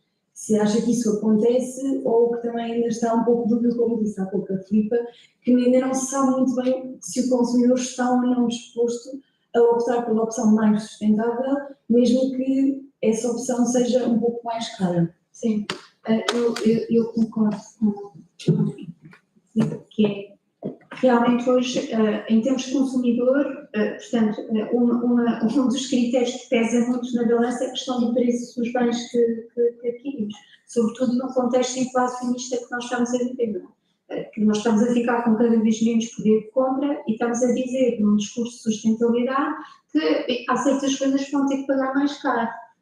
E, portanto, neste momento é quase, para algumas famílias, acaba por ser muito difícil fazer esse tipo de escolha, mesmo que por convicção elas o queiram fazer, não há essa possibilidade. Portanto, eu acho que passa muito por uma mudança de comportamentos e, no nosso caso, a questão do investidor, eu já falei, portanto, nós, o nosso acionista, faz muita pressão para nós avançarmos mais rapidamente nesses assuntos. E prova disso é esse tal dividendo societal que nós criamos, os 15%, que do meu ponto de vista, nós estamos a falar de 525 milhões de euros. Quer dizer, todos os anos vão ser investidos em projetos ambientais e sociais, portanto, não é brincadeira, é 15% do nosso resultado. E, portanto, essa aí dá-nos muito mais força a nível local para implementar e também para fazer forcing sobre os nossos colegas que podem estar mais reticentes, mas eu acho que não é por não acreditar, é por medo e continuar a segurar a viabilidade da empresa, porque nós somos empresas, não somos instituições, nem fundações, né? E, portanto, o lucro vai estar sempre no coração e nós trabalhamos para isso, temos que pagar salários, temos que pagar uma série de coisas e, portanto, é o papel das empresas ganharem dinheiro, mas depende quanto dinheiro, a que custo, né? E, portanto, eu acho que isso aí é que é a verdadeira questão. Pronto, Filipe, agora também para terminar, na mesma linha de pensamento, já mencionou também que o Grupo SONAI incentiva esta transição para todas as empresas do grupo mais sustentável e também mencionou a parte dos clientes que ainda não sabem certo se estão ou não dispostos. Qual é o cenário atual? Sendo que um cliente, de uma maneira geral, opta por usar esses serviços que mencionou há pouco, os telemóveis em segunda mão, a reparação dos eletrodomésticos, ou acha que o consumidor, apesar de todo este incentivo que está de parte da sociedade para que sejamos mais sustentáveis, usemos em segunda mão e reparar aquilo que temos, continua com uma perspectiva mais consumista do que sustentável? Eu acho que o consumidor está cada vez mais sensível para esta nova realidade, que não é uma nova realidade. O nosso primeiro tema foi sobre voltarmos e reduzirmos os nossos consumos. O consumidor está disposto a isso, mas não sei até que ponto tendo em conta o valor. Porque se tiver para pagar menos e se perceber que a qualidade é a mesma, o consumidor não tem qualquer... está ganho, não é? Agora, e se for uma diferença marginal, acho que não há problema. A questão é perceber se for uma grande diferença de custo, e sinceramente acho que as empresas também não estão a ir por aí. Porque o que a empresa se compromete é, a marca própria da Vorta não está disponível a vender um produto. Se a linha é para valer 500, não vai pôr 1000. Não, estamos a assumir que é 500. Temos que arranjar alternativas dentro da marca, ou um prestador diferente, ou uma forma de fazer diferente que promova, que nos ofereça o mesmo custo, mas que seja mais barato, que a margem seja diferente para nós. Não vamos fazer com que o consumidor tenha o ónus de pagar menos pelo consumo. Queremos é que o consumidor consuma melhor, tenha consciência do que é que está a consumir e se optar por uma máquina de classe energética A é diferente de uma marca de classe energética D. E tem que ter esta informação e tem que perceber e tem que ter consciência do que é que está a ganhar, o que é que está a levar. Em relação aos serviços e aos nossos recondicionados, eu acredito que é uma área que está a crescer, que é um investimento, uma aposta que se está a fazer e que todos os anos temos visto resultados. Por exemplo, em relação aos serviços, o nosso Vorta de Casa, o nosso programa, agora, para além da instalação das condicionados, também instala painéis solares. Também vai começar a instalar bombas de calor, vai tentar começar a instalar janelas eficientes. Portanto, a nossa aposta é numa linha de eficiência para a habitação dos consumidores. Ok, obrigada a ambas. Da minha parte, acho que não tenho mais questões, mas visto que isto é uma roundtable, estamos agora para receber alguma questão que o nosso público tenha. Nós tínhamos algumas questões da live, com licença, eu vou ler uma, para a Maria. Se é de acordo com o consumidor, se é de acordo com o que o consumidor quer, como é que a empresa recebe esta informação? E não acham que as empresas deviam ir para além das expectativas dos consumidores? Ou seja, não acham que a empresa tem mais obrigação para com a sociedade de ser sustentável comparativamente a um cidadão comum? Concordo. Concordo com isso tudo. Primeiro, a primeira questão é onde é que nós vamos, como é que nós sabemos o que é que o consumidor quer?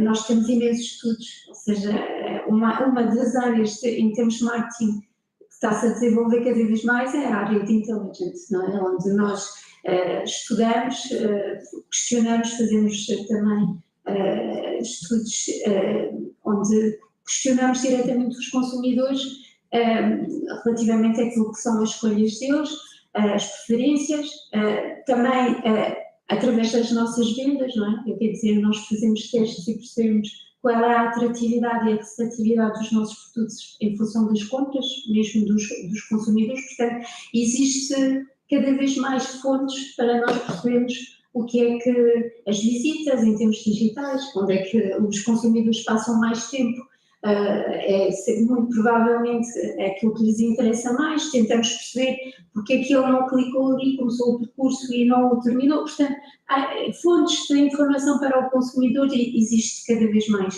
Agora, sim, o papel da empresa é antecipar, e eu acredito claramente que cada vez mais com o passar do tempo, e não acho que seja só o desafio das novas gerações.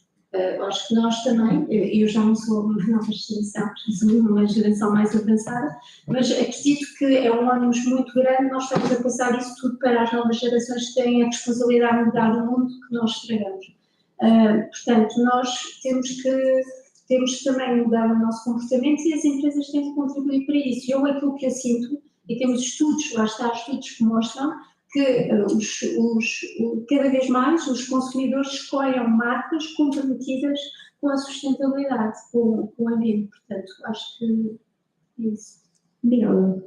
A próxima pergunta é para a Filipe, e a Catarina diz que, em relação. Catarina foi quem perguntou, não é? Sobre os telemóveis recondicionados que ela já procurou e que tinham maioritariamente iPhones. E ela pergunta só porquê, principalmente porque os iPhones têm menos tempo de vida, no sentido em que deixam de ter novas atualizações para os mais antigos.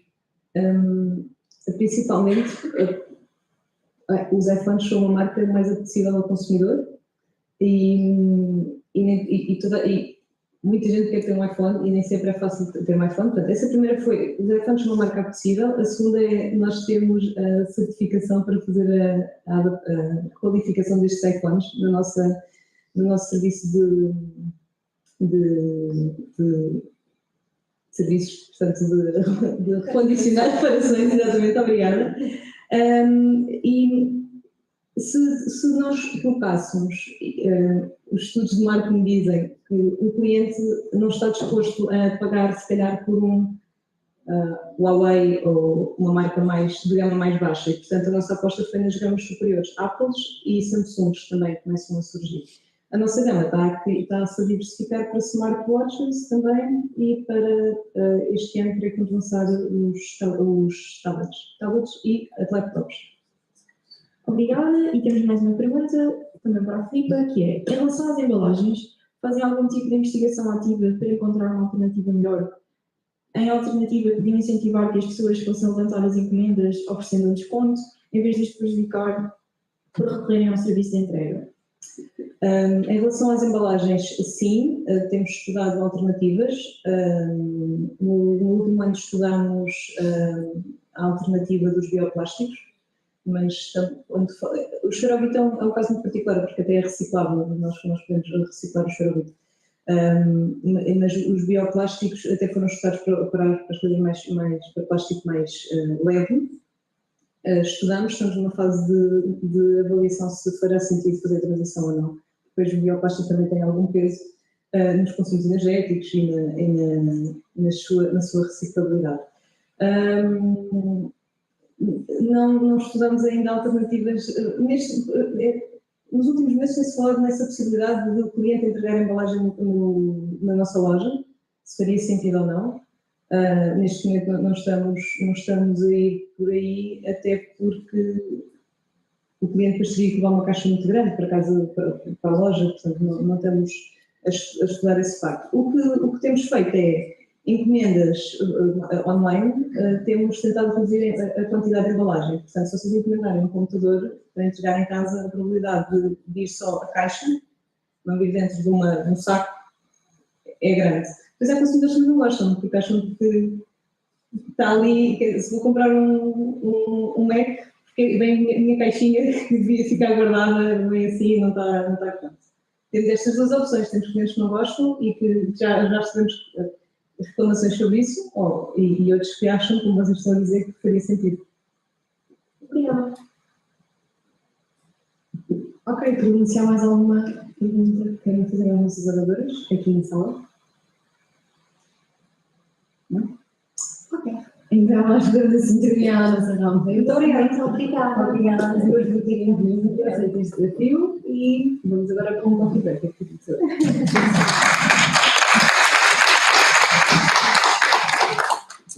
Portanto, voltamos às 11h05 para a palestra da gestão de bacias hídricas com Espanha.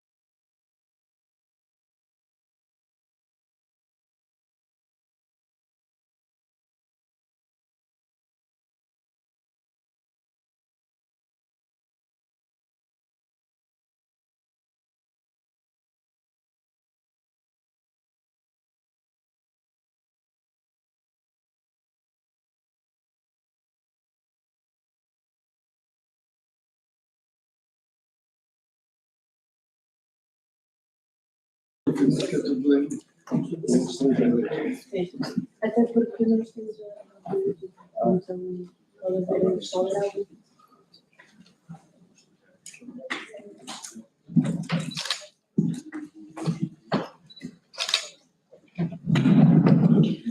Bem, vamos então dar início a mais uma palestra. Agora vamos ter gestão de bacias hídricas com Espanha e passo então a palavra ao moderador, Jorge Matos. Boa tarde a todos. Penso que teremos que fazer esta apresentação em inglês porque para também ser transmitida remotamente por YouTube. So, may I say good morning to all of you. I'm Jorge Matos, here from the Department of Civil Engineering. And I'm very pleased to be here today and to coordinate this session. I would like to welcome you all, first of all, and to introduce my colleague, Professor Rodrigo Oliveira, that is going to share some views on the hydrological basin management between Portugal and Spain. Rodrigo Oliveira is a civil engineer here from this house, and he holds a PhD in civil and environmental engineering from Cornell University in the US. He is a professor and researcher at IST and consultant in the area of water resources management at Blue Focus.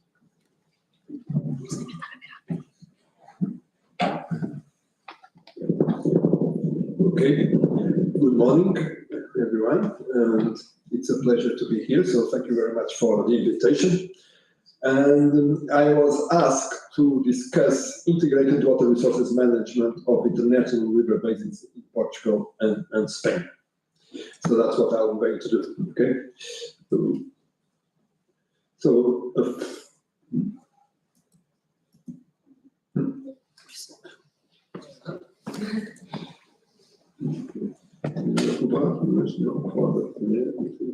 Mais fácil aqui.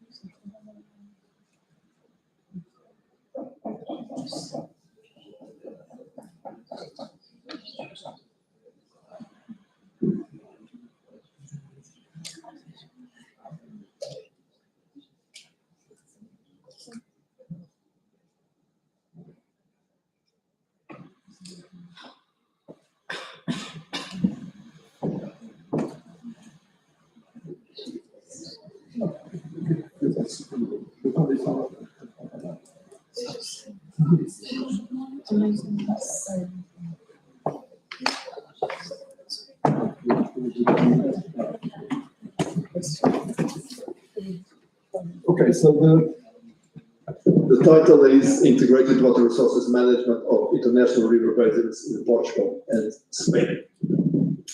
And the first note that I would like to highlight is that international river basins are not rare situations. So most of our river basins in the world are transboundary or international. There's a slightly difference between transboundary river basins and international river basins, but that's not important. So here you have some numbers that show that most of the world river basins or large river basins are transboundary or international, and including also the transboundary aquifers, which is also an important issue. So you know that 148 countries include one or more transboundary river basins, and 39 countries in the world have more than 90% of their territory within a transboundary river basin. And also 21 countries lie entirely in one transboundary river basin. So this is not an exception. That's an important point. And in Europe, where you have smaller countries, obviously the number of transboundary river basins is quite significant. The most well-known international river basin is the Danube, that crosses 30 countries. And the Volga, it's mostly Russian river basin, but also crosses different countries.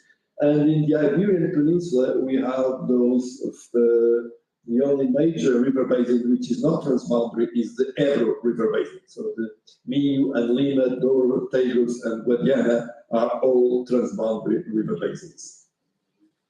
And here they are, the watersheds that we share with Spain. So mostly, I mean, you can see that on average, the most important ones are obviously Douro, Tagus, and Guadiana. And for these watersheds, 2/3 are in Spain and 1/3 is in Portugal. So, and most importantly, we are downstream of Spain, in exception to the Guadiana, where the Guadiana enters Portugal, then there's a slightly goes through the area of Olivença, which is not our border. We cannot recognize it as a border, but then it goes into Portugal and then goes back, and that's the border here. The border, and so there you have the Guadiana estuary, and so Portugal is. And the Guadiana estuary is shared with Spain, and Portugal there is upstream of this shared water body. Minho and Douro and Tagus are all, Portugal is always downstream of Spain. Lima is slightly different because Lima has its origins in Portugal, then goes to Spain and back to Portugal. But that's a less important river. Now, what is the issue with international river basins? Obviously, we need water for many purposes, and we need water to be in the rivers to provide a large set of ecosystem services. And here you have a certain a number of an indicator, which is water that is available in each country per capita, per person. And you can see that Portugal is right there in the middle of the table. So we are always discussing that Portugal is a country with scarce water resources, which is not quite true. On average, we have lots of water. We have even more water than Italy, France, and United Kingdom, where it rains all the time. But we have more water than United Kingdom. The problem with Portugal and Spain is that this amount of water is highly variable. We have more water in the north of Portugal and less in the south of Portugal. It rains a lot in some months of the winter. Then you have a spring, summer, and fall, which are quite dry. And then it rains a lot in some months, in some years, and doesn't rain in other years. So the variability is our problem. That variability is also shared with Spain. But on average, we have a very good conditions. And we can see here as the start of some issues with Spain. Spain argues that we have more water than them, and so they should use more water. They should use their water, or should use the water that is available in their part of the basins. But we will do that to that issue in a moment. Now, are shared water river basins a source of conflict or of cooperation? Well, everybody quotes this Mark Twain quote. I'm not completely sure if Mark Twain said that, but he is supposed to say he apparently did say that whiskey for drinking, water is for fighting. Okay, so in this idea, I mean, he has this role that water is to fight for. Okay, so it's a source of conflict. John Kennedy, the United States president, also said at one time that anyone who solves the problem of water should be worth 2 Nobel Prizes, one for physics or for science, and another one for peace. And so he was highlighting the large number of conflicts that there are in the world regarding with water. And the more recent quote is from former Egypt President Morsi, that stated this. I mean, when I wrote this a couple of years ago, I immediately took note that all options. So the problem with Egypt is that you have the Nile. The Nile obviously is the main source of water for Egypt. I mean, the whole Egyptian civilization is linked to the river. But upstream of the Nile, you have Sudan and you have Ethiopia. And Egypt already built several dams. The High Aswan Dam is the most known dam to manage the water in the Nile. But Sudan and Ethiopia also wanted to build their own dams. And so at a certain point, every time the Sudan and Ethiopian countries, which are more poorer than Egypt, started to discuss plans to build some dams, I mean, the Egyptians will say, no, you cannot build dam because the Nile is ours. So it's and at a certain point, one former Egypt president stated, all options are on the table to protect Egypt's water supply. We are not calling for war, but we will never permit our water security to be threatened. Our blood is the alternative. So he was basically threatening war to Sudan and Ethiopia regarding this issue. Things are a little more calmer. Ethiopia has recently concluded a dam in the Blue Nile, which is a tributary of the Nile, called the Renaissance Dam, High Renaissance Dam, and that reservoir is now being filled under supervision of the United Nations, trying to fill slowly the reservoir so that the flow into Egypt is not affected. But Egypt is not happy. At least they didn't go into war, so that's a good sign. So, I mean, all these quotes give the idea that war is a source of conflict. But my point is that there are many, many agreements all over the world regarding water. So here you have a table or a map with agreements on river basins. And so, I mean, it's basically a source of cooperation. Countries cooperate to manage their shared water resources. Obviously, we have conflicts, we have issues, we have to solve them, but I don't want to highlight water as a source of conflict. I prefer to highlight water as a source of cooperation. Some examples of multilateral cooperation. The best well-known is the Danube. I mean, the Danube crosses 19 countries in Europe, and it also has some aquifers. The river basin has some important aquifers, and there's a very good relationship between these countries. They have even established a joint commission to manage the Danube, and so each member state, each country has delegated its powers to this river commission, which is called the Danube River Commission, to manage the river. And so, I mean, and then they have systems of discussing the issues, and they come up to a certain common action.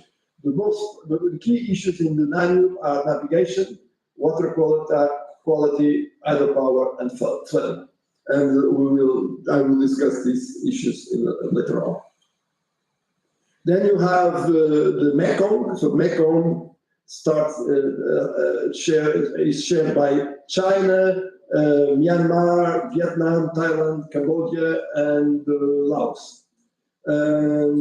Here they also have a Mekong Commission, which is a little bit weaker than the Danube one because China doesn't accept any international interference in their own businesses. So they are kind of a part of the Commission, but I mean, in a sense, this Commission has less power, less strength to manage the Mekong.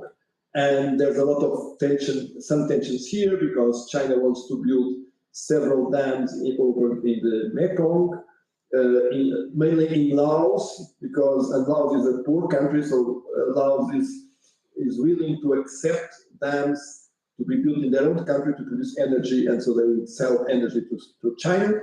And China, I mean, is very keen on having a secure source of energy.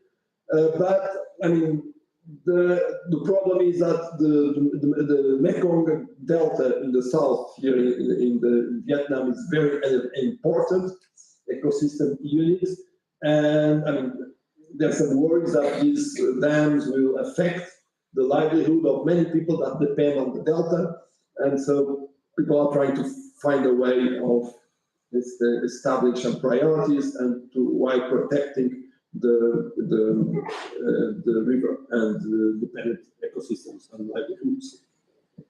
Another example, this is the Paraguay and Uruguay river. So there's a huge, this river starts in Brazil. Everybody thinks about that Amazon is the largest river in Brazil, and it is. But there's another river which is quite important, aside from San Francisco. San Francisco is another important river. But here is the Uruguay and Paraguay rivers. They end up in the estuary of River La Plata, which is the estuary between Argentina and Uruguay in front of Buenos Aires. And here, in addition to the river basin of these two rivers, there's a very large aquifer, which is the Guarani aquifer. And here, they don't have any commission.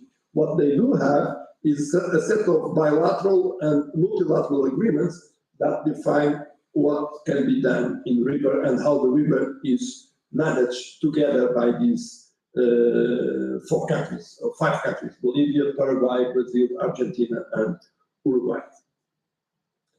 Then in the United States, I mean, there are 2 major rivers that are very important.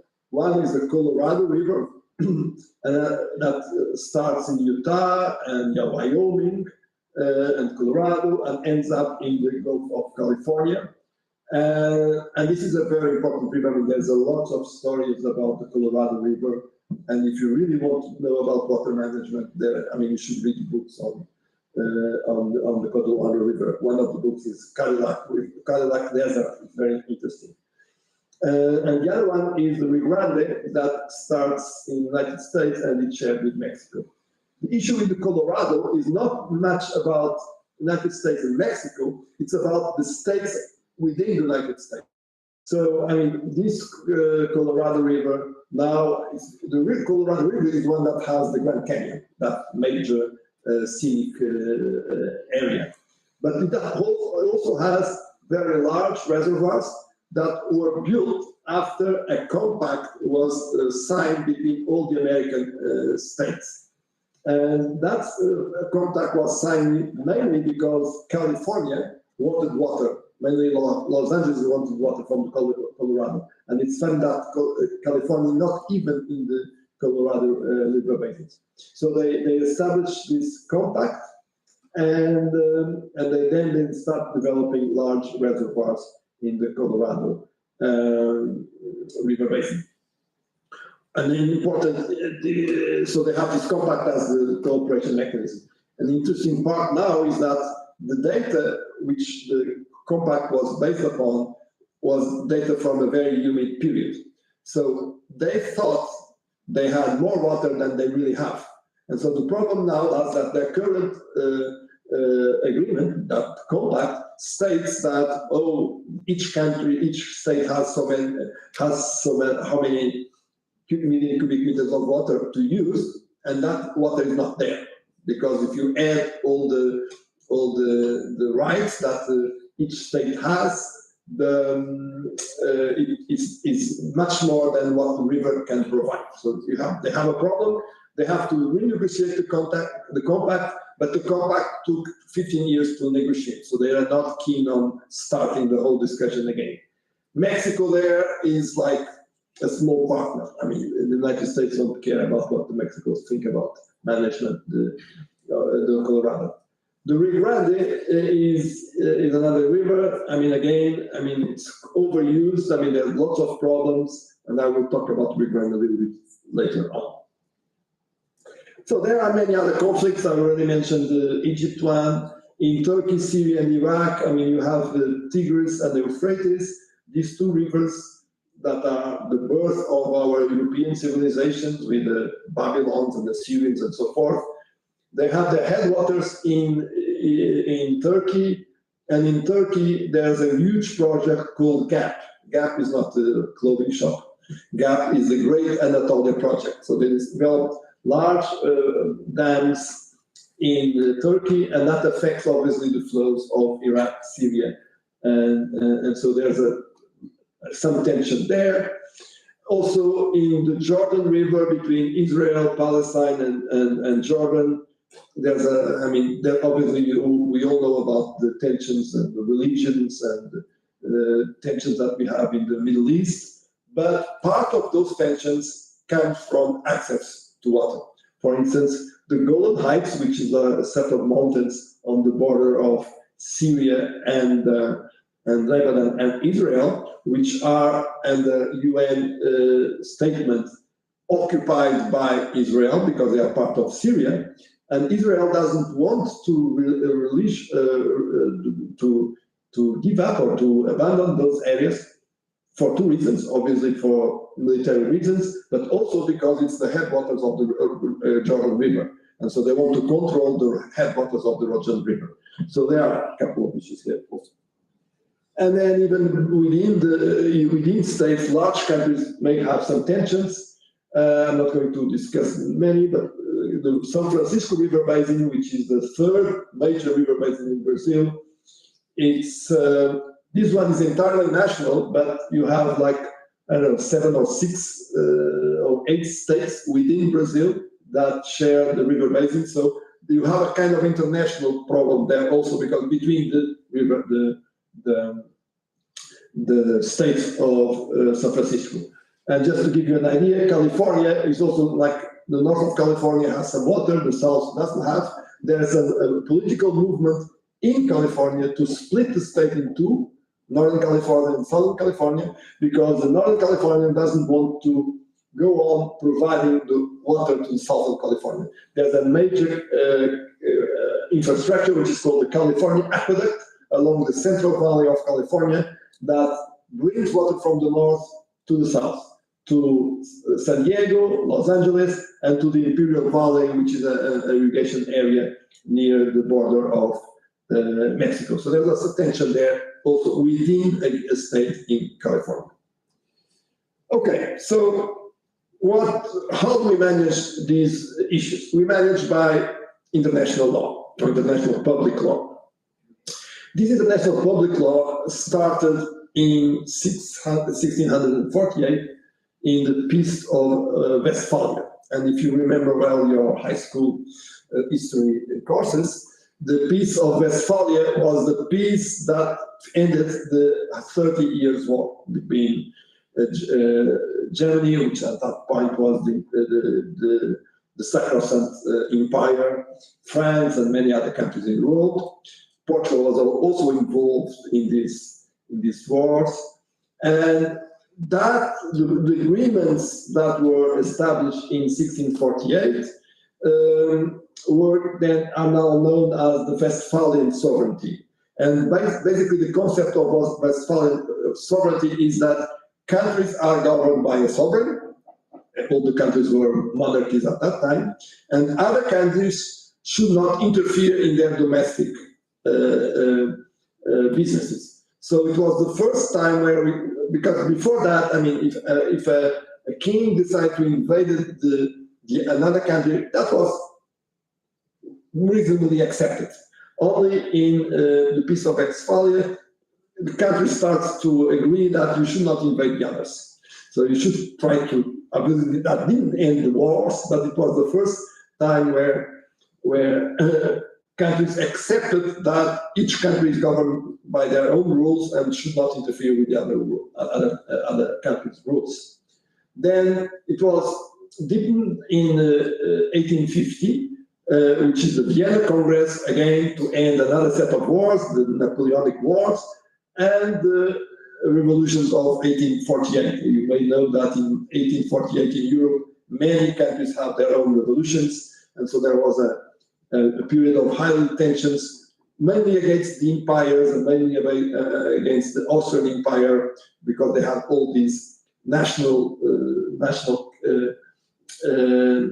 nations under the emperor, and so there was some tensions there. And the Vienna Congress again reinforced the idea of the sovereignty, of the Westphalian sovereignty. So now we have an international public law. It's basically it's stated on international treaties, customs, and the general principles of law. So and there's an important role of the United Nations and of the International Court of Justice. Each country that has signed the United Nations Charter accepts the International Court of Justice. So, I mean, it's a requirement. If you are a member of the United Nations, you have to accept the International Court of Justice. And the International Court of Justice tries to avoid problems or to manage the problems between countries. Together with the International Court of Justice, you have the Vienna Conventions on the law of treaties. So a set of treaties has started to come up, and all those treaties, all those international conventions are managed by the Vienna Conventions.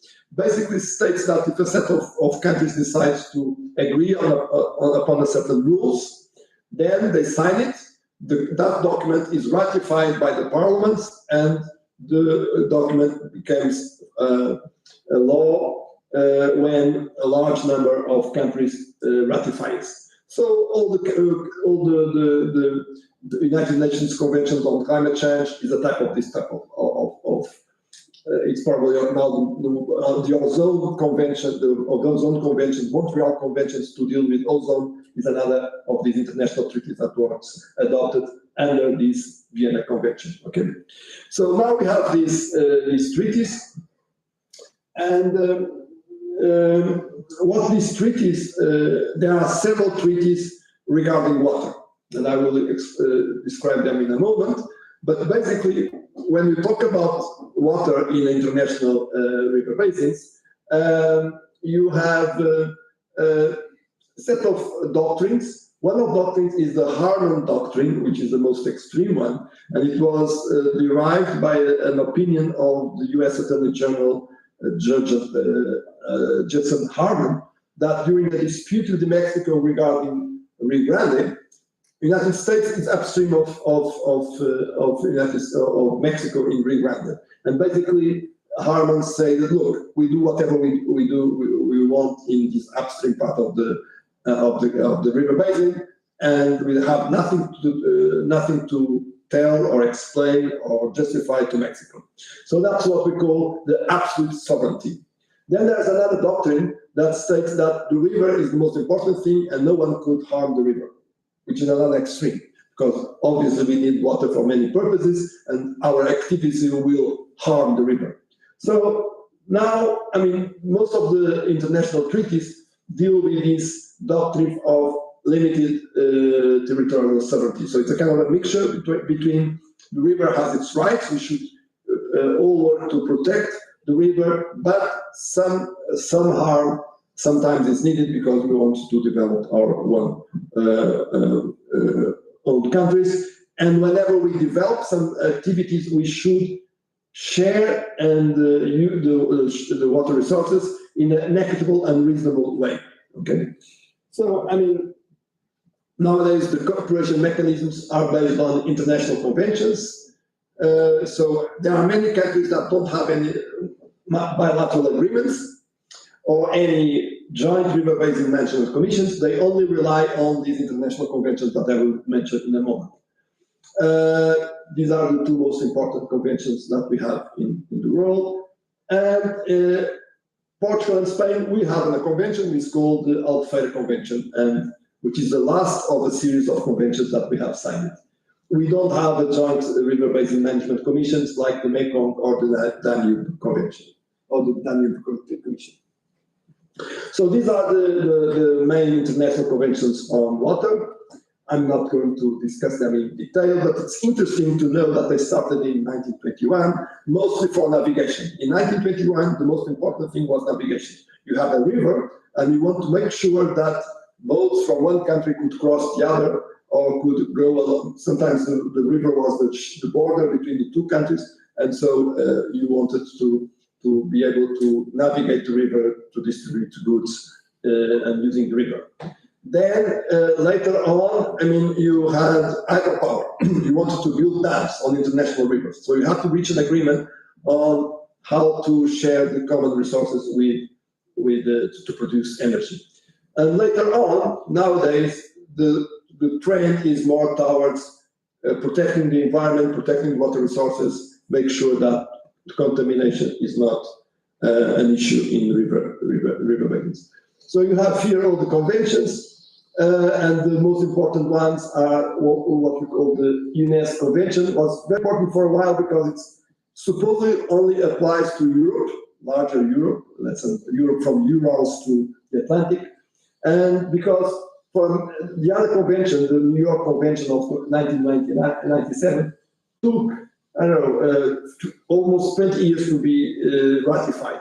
So many countries in the world that were not part of the Europe joined the conventions of Europe because they want to be protected under the European conventions, while the World Convention, which is the so-called New York Convention, did not enter into force. In Europe, we have the European law, the European Framework Directive, which is very important because highlights and defends and contributes to a joint management of shared river basins. I mean, over time, the conventions evolved. The earlier conventions were mainly, we have to work together, we have to share information, and that's it. No details on how to do that. And that was a problem because obviously if a country had a complaint against other country, I mean, there was no rigid rules there. But with the more modern conventions, the conventions start to discuss what is considered equitable and reasonable use. And so we start to have some ideas on how to share water resources, how to manage together the shared water resources, and this is important. There's also, I mean, the key issue is that you should provide all information needed. So if Portugal, for instance, has some questions about any data, Portugal can ask that data for Spain, and Spain has to provide that information. And you have to cooperate, and you have to, and there's a recommendation to develop bilateral and multilateral agreements. So in Spain, in Portugal and Spain, we also have a similar sequence of agreements. We started in 1869. In 1869, there's an agreement on our borders that define our borders except the part near Olivenza, which we don't have a border in Spain. But in that convention or in that agreement or treaty, there's an annex that deals with water. So that was our first agreement.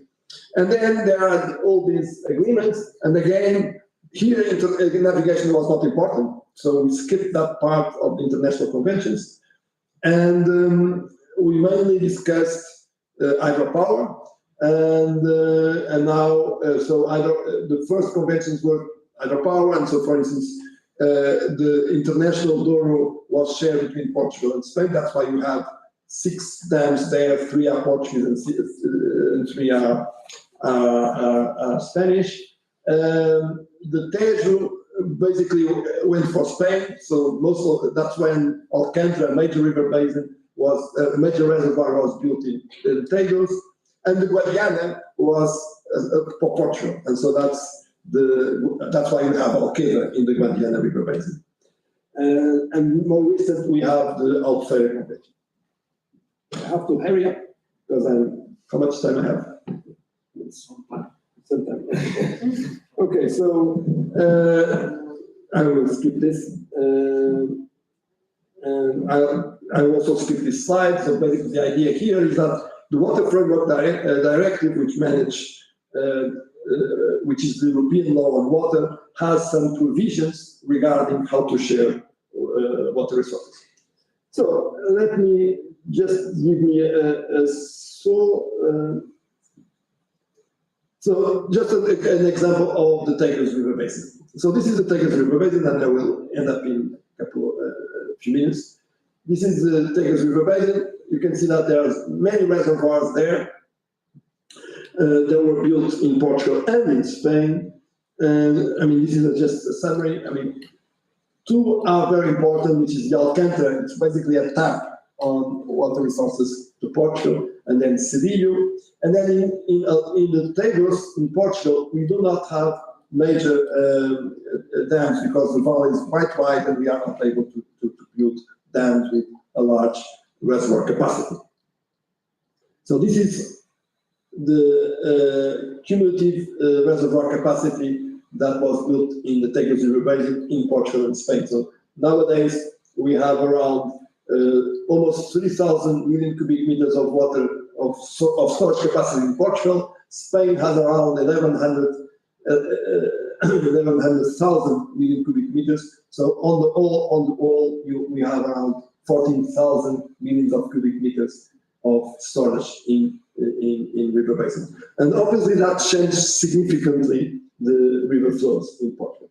This is the Alcântara River Reservoir, major reservoir. That's what I was calling the tap. So Spain has the ability to hold all the water there. This is Cedillo Reservoir, which is very interesting. You can see the dam. The 2 sides of the dam are Portugal.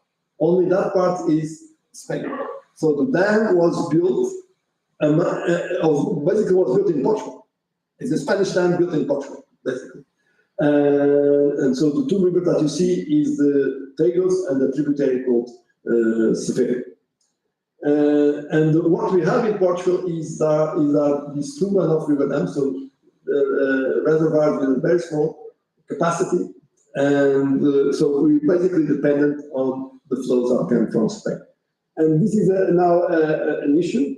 In Spain, there are many uses. Also there's a transfer of water from the Tagus River Basin to the south of Spain, and that transfer of water was accepted by Portugal and under our agreements. So now there's lots of use, both in Portugal and in Spain. So we should not say that Spain is using water and we are not using. No, it's not true. Both are using.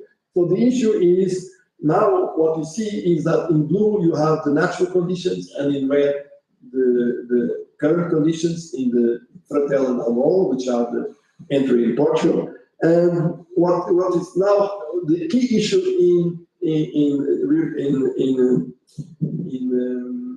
the Tagus River basins are minimum flows or ecological flows coming from Portugal to Spain.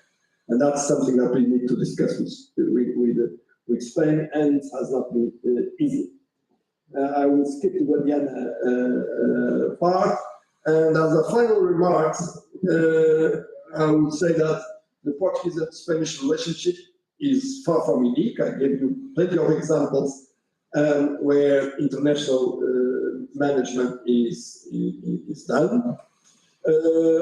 And the joint water resources management with Spain is a challenge. We have many issues with Spain, but we are we go on discussing with them.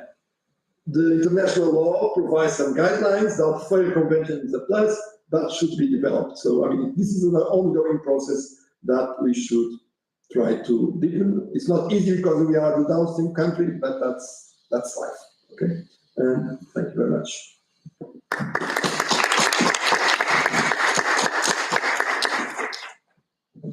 Thank you very much. We will open the room for questions. Any questions? Anybody? Yes, please. Over there. If you could identify yourself.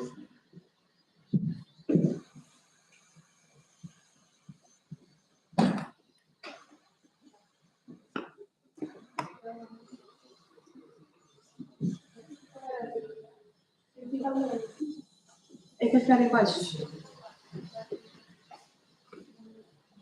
Já tá. Talking about the agreements between Spain and Portugal about the flow of water of the basin. Doesn't Spain have advantage compared to us? More power about the use of the flow of the water compared to us, and that's not very dangerous for Portugal. I remember in the summer when Portugal and Spain were in the dry season, that Spain was just sending the minimal use of water to Portugal, and that affects a lot of our local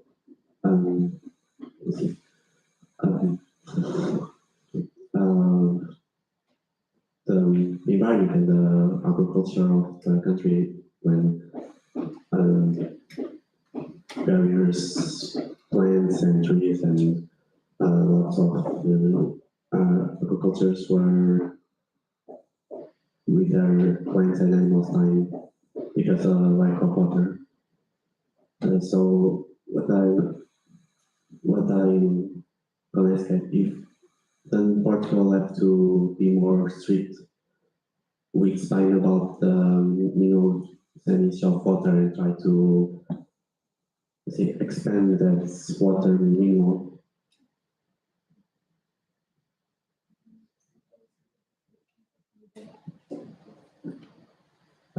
There's another colleague who has asked a question. Perhaps you could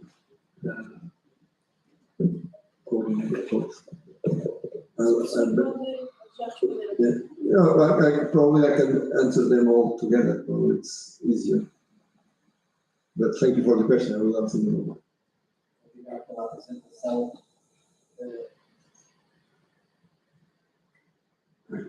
O meu nome é Jorge Batista, obrigado pela apresentação. Perante a problemática global relativamente à água, gostava de perceber ou que me fizesse algumas considerações relativamente a falou-se ali falou no Rio Nilo, o conflito, portanto, se o modelo económico, neste caso concreto, relativamente à escassez da água que tem provocado todas estas catástrofes dos ecossistemas, se a situação no Rio Nilo foi provocada pela dimensão da barragem que está a ser feita ou que se pretende fazer e pôs os dois países em guerra, a Etiópia e o Sudão, se de facto essa dimensão, esse provocar desse conflito perante que um dos países vai sentir muito as consequências da dimensão dessa barragem. A outra pergunta era relativamente o que é que acha da sobredimensão do rio, portanto, da barragem do Alqueva. Muito obrigado. I have another question. It's regarding the Sedito Dam. Yeah, it's near, I know the zone, well, my father has family there, so I usually go there, and there has been a growing concern, mainly about the fishermen that fish there. and it has constantly been more polluted. It's getting worse, and the zone there usually there's fish cação and lagoons and that sort of thing, and they've been disappearing. And there's also another concern that is the invasion of trees that aren't Portuguese, and they've been growing on that, and the Tejo water has been killing the original trees.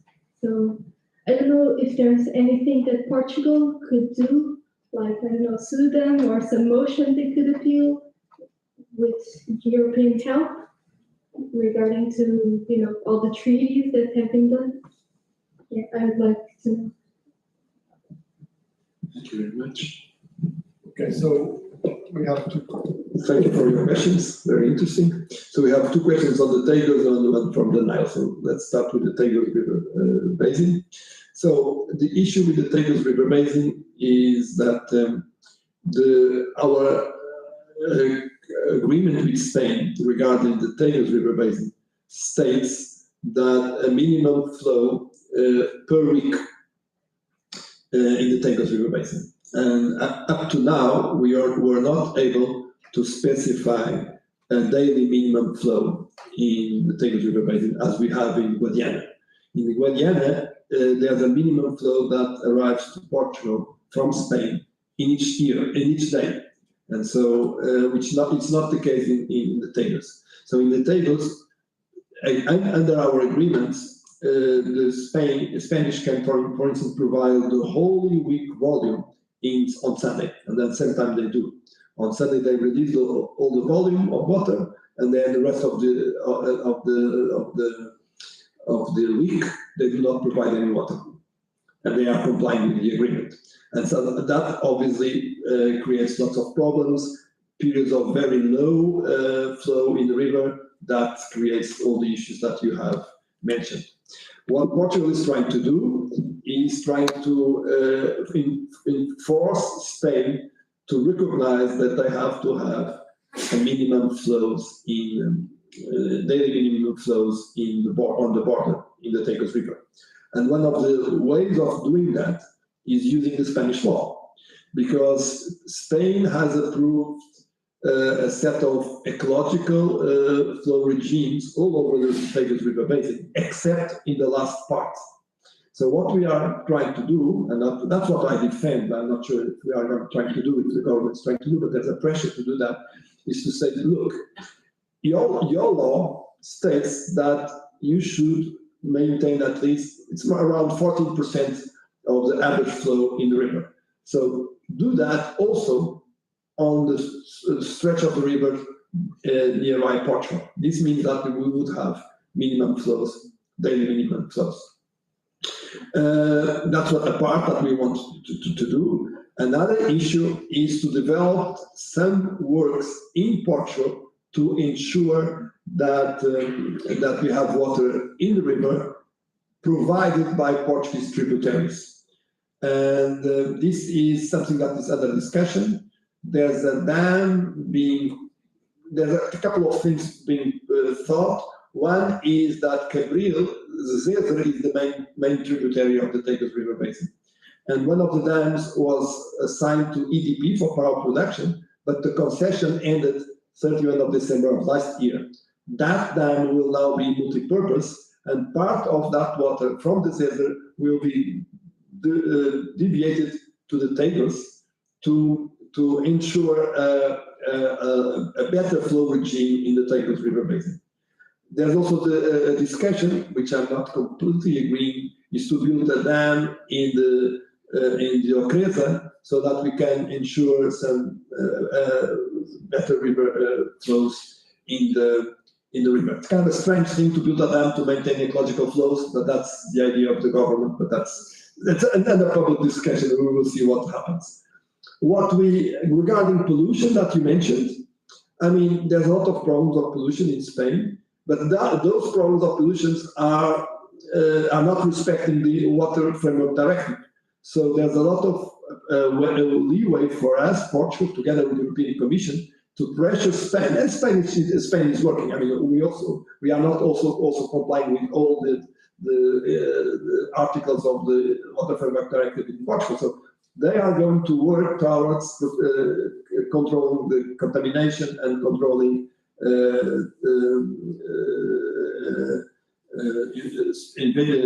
invasive species and so forth. So I mean, we have to make sure that I mean things results appear from that action.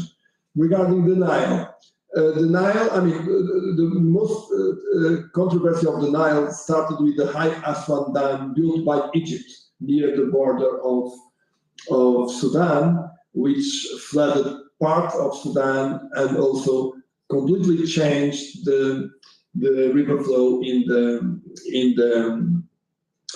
the Nile and changed the periodic floods they had that provided some irrigation requirements. The new dam I wouldn't say that doesn't affect much the river flow, because it's a dam upstream of a very large existing one. It's already built. Renaissance Dam is there, is being filled.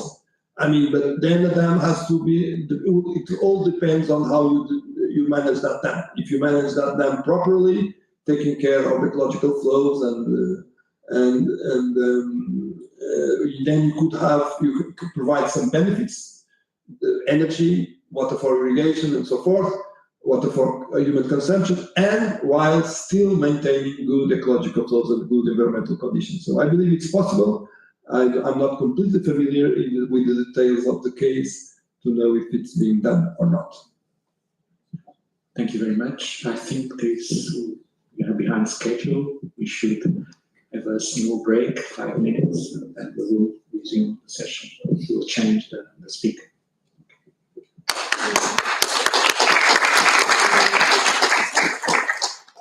Thank you very much to all.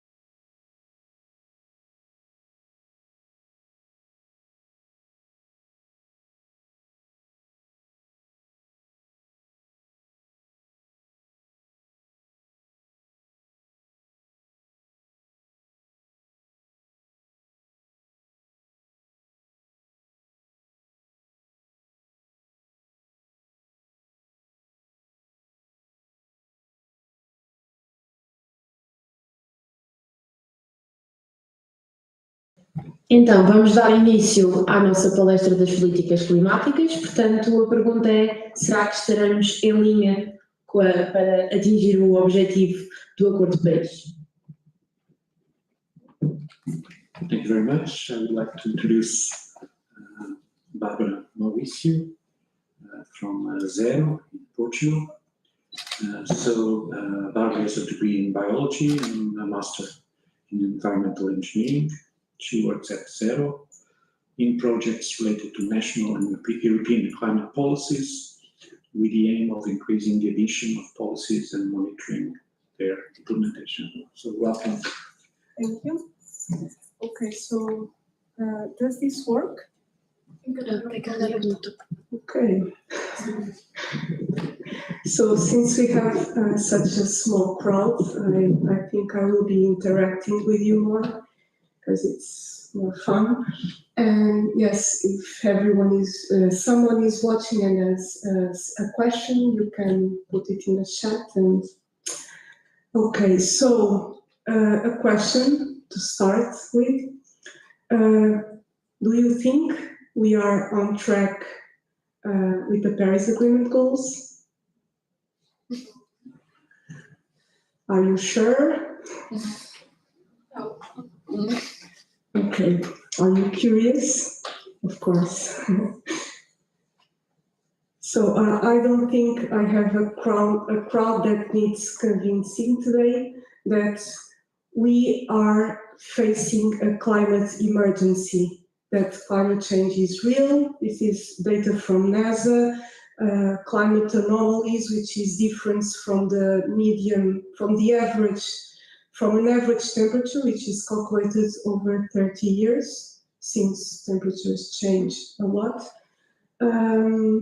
So as you can see, yeah, it's clearly, that this is a crowd that I was convincing. So yes, we are in a climate emergency, and now from some years, now we are able to see it with our own eyes. First, I used this slide that I just used to show people that this was real, this was happening, but now we can see it happening, right? So, for instance, there are more consequences, but with floods, the floods in Northern Europe, not last year, but in 2021, I think you remember, caused 296 deaths and costed over 10 billion euros. Heat waves, well, you can all see that it's increasing. It's increasing in the number and the intensity of these extreme climate events. So heat waves, for instance, this in Canada, more than 600 deaths in one of the worst heat waves in Canada in 2020. And also, yeah, we could see also the first hurricane, actually tornado, which is a bit different from a hurricane. We could see the first tornado in Lisbon, in Alcântara, just a few months ago.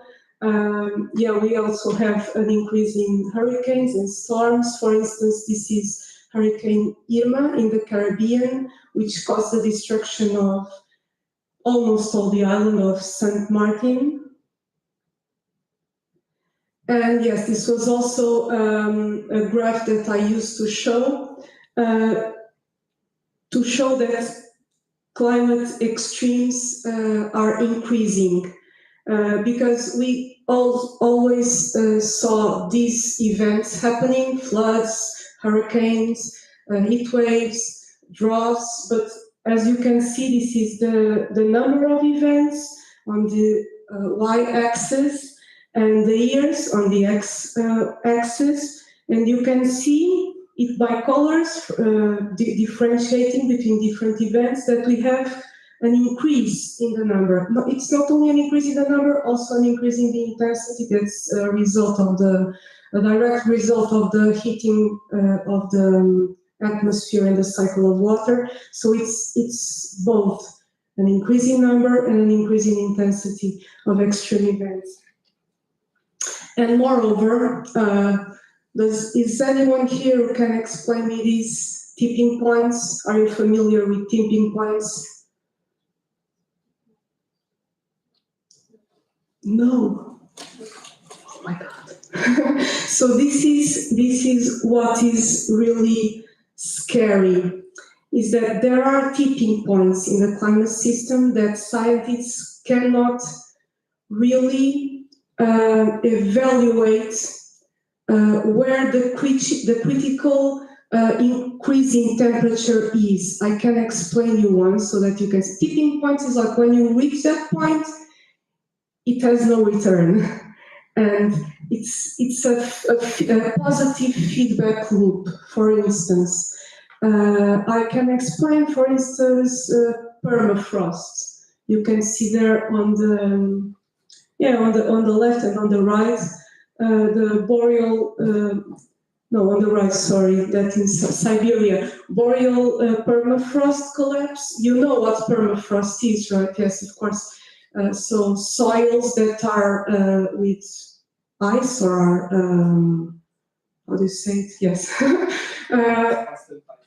Exactly. And when the ice melts due to the climate change, it releases great amounts of methane that is inside the soils, because the soils have that capacity to absorb great quantities of methane. So when the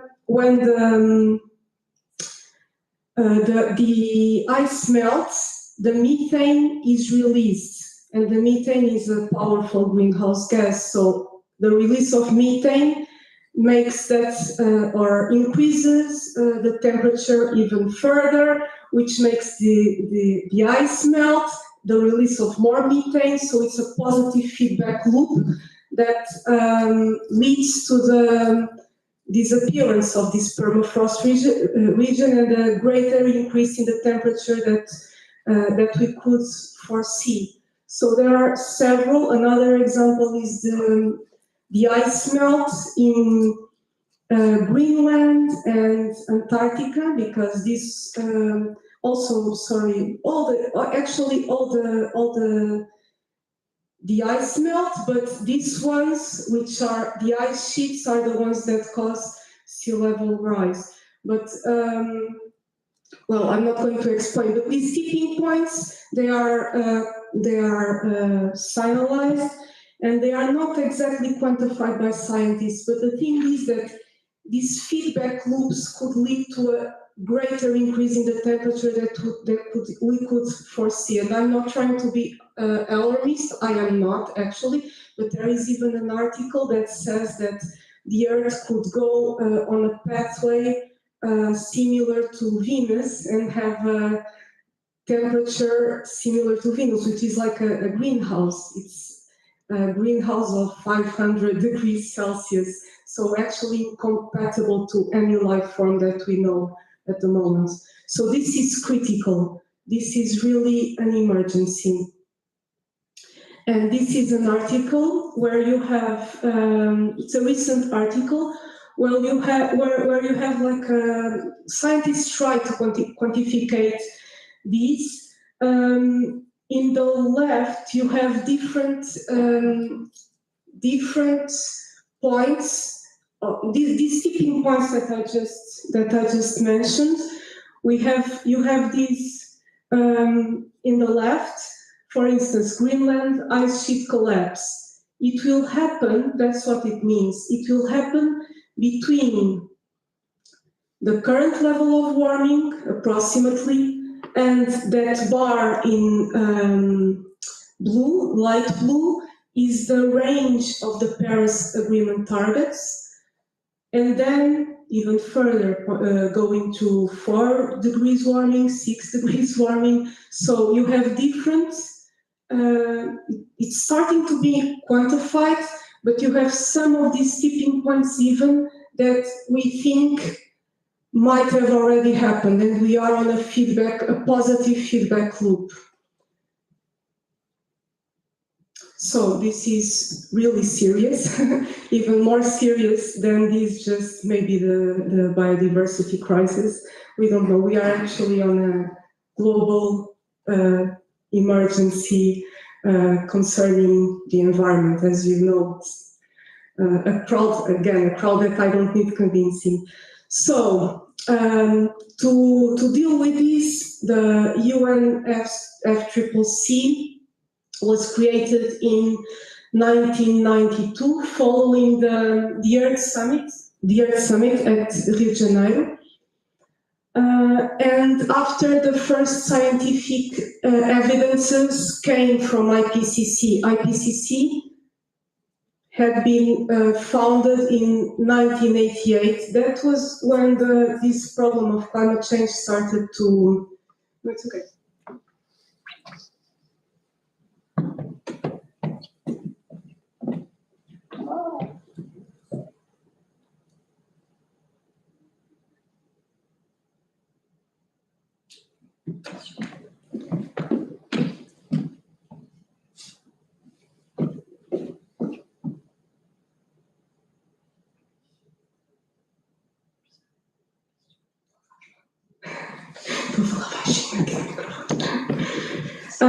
Okay, so the goal of the UNF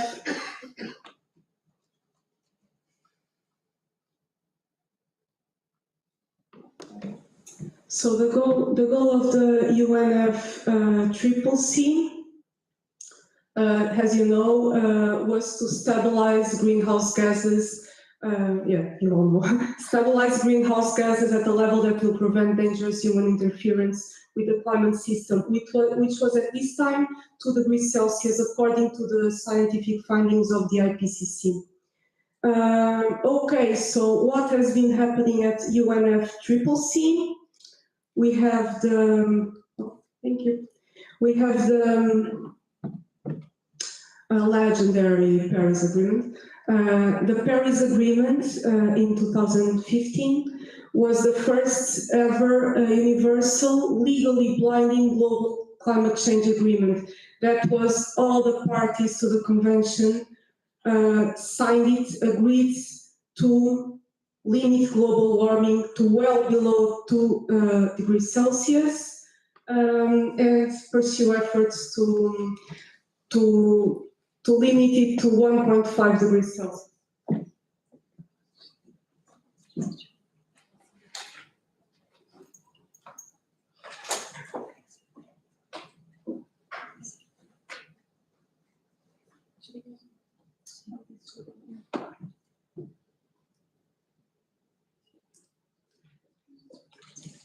Okay, so before the Paris Agreement, we had, for example, the Kyoto Protocol, but that's only bind the more polluting countries, so that represented about 12% of the world emissions. And in this case, or in Paris, all the parties agreed to limit their emissions. And why 1.5? Why are we not demanding, but why do we want 1.5? There was a report from the IPCC, which I don't know why you can see it right now, but there was a report in 2018 that evaluated the differences, the potential differences in consequences between 1.5 degrees Celsius and 2 degrees Celsius. And what they found is that global warming of 1.5 will already be catastrophic to some populations worldwide. And with the 2 degrees warming, there is a significant increase in consequences. So it's not only human lives, which is the most important, but also economic losses. And actually, scientists, as I told you before, with these tipping points, scientists don't know exactly what can happen with 2 degrees warming. So it's just wiser, actually following the recommendations of this report, to keep 1.5 as a goal. And the IPCC is now releasing its 6th assessment report. So you might have seen, they are also extremely worried. And the message, they are releasing its synthesis report in the 20th of March this year. but they have already released the other reports from which they make the synthesis report, and the message is that there is still time to achieve the 1.5, just about 5 years. But the more the time passes, the harder it will be, because the steeper the reductions will have to be. So I can say this, but it's very difficult. It's like almost impossible. But it's important to keep fighting for it, because every degree, every what do you say, decimate grau, every tenth of a degree matters, yes, because of these tipping points, because of the consequences associated. Okay, so this is just to show that the Paris Agreement, this is the status of ratification as it is right now. So they all signed, the 196 parties, they all signed, but one thing is to sign the agreement when they are negotiating it. Another thing is then for the government to recognize that, yes, they will have that commitment. So almost all of them at the moment have ratified it. That means that the government has accepted it as a national obligation. There are 3 countries missing, which are, I don't have a pointer, but it's Libya in Africa, Yemen, in the Middle East, and Iran. Okay, Iran, there is a bit of a problem there, because it's a big emitter. I will show you later. But how does this work? How does this Paris Agreement work? Every country has to submit every 5 years NDCs, which are nationally determined contributions. So you have the first, and the balls are, the circles are decreasing, because the objective of this is to every 5 years submit a stronger commitment. National determined contributions is the reductions that each country is wants to, or commits to, the greenhouse gas reductions that each country commits to. And the idea is, in every submission, every 5 years, submit a stronger ambition, a stronger reduction. So this was supposed to work in keeping us below 1.5. So this year, just to show you one more thing, this is 2023. We have a global stockade. That means that we are evaluating this year the implementation of the measures in the NDCs. I didn't tell you, NDCs are not just about ambition. They also have to have measures to then accomplish that ambition. What has happened since then, since Paris, this last conference of the parties? Does anyone have an idea? Does anyone have an idea of what happened? What was decided? Not much. Not much, thank you. Okay, so this year, basically the figure says it all. We are burning. They are doing it in, they did it in Egypt. It was very controversial. But actually this works like this. It has to happen every 2 years. It changes continents. So Egypt was one of the few that had how do you say it, that candidatura. That applied, thank you. So Egypt was one of the few that applied, so that's why it happened there. And they found more fossil fuel lobbyists there than in any other previous COP as expected. Also, so they had like 20% more than in the previous. Actually, they are supposed to be there. It's open to everyone. They have like a quota, but they came there in disguise. And the thing is that not much happened. We couldn't get much decided. Only on a mechanism for the main gain, I think, was on a mechanism to finance the loss and damage for the countries from the global south. So we had already a mechanism. Developed countries had already a mechanism to finance for adaptation, which is different, and they were underperforming. They are underperforming. They almost didn't say anything about it.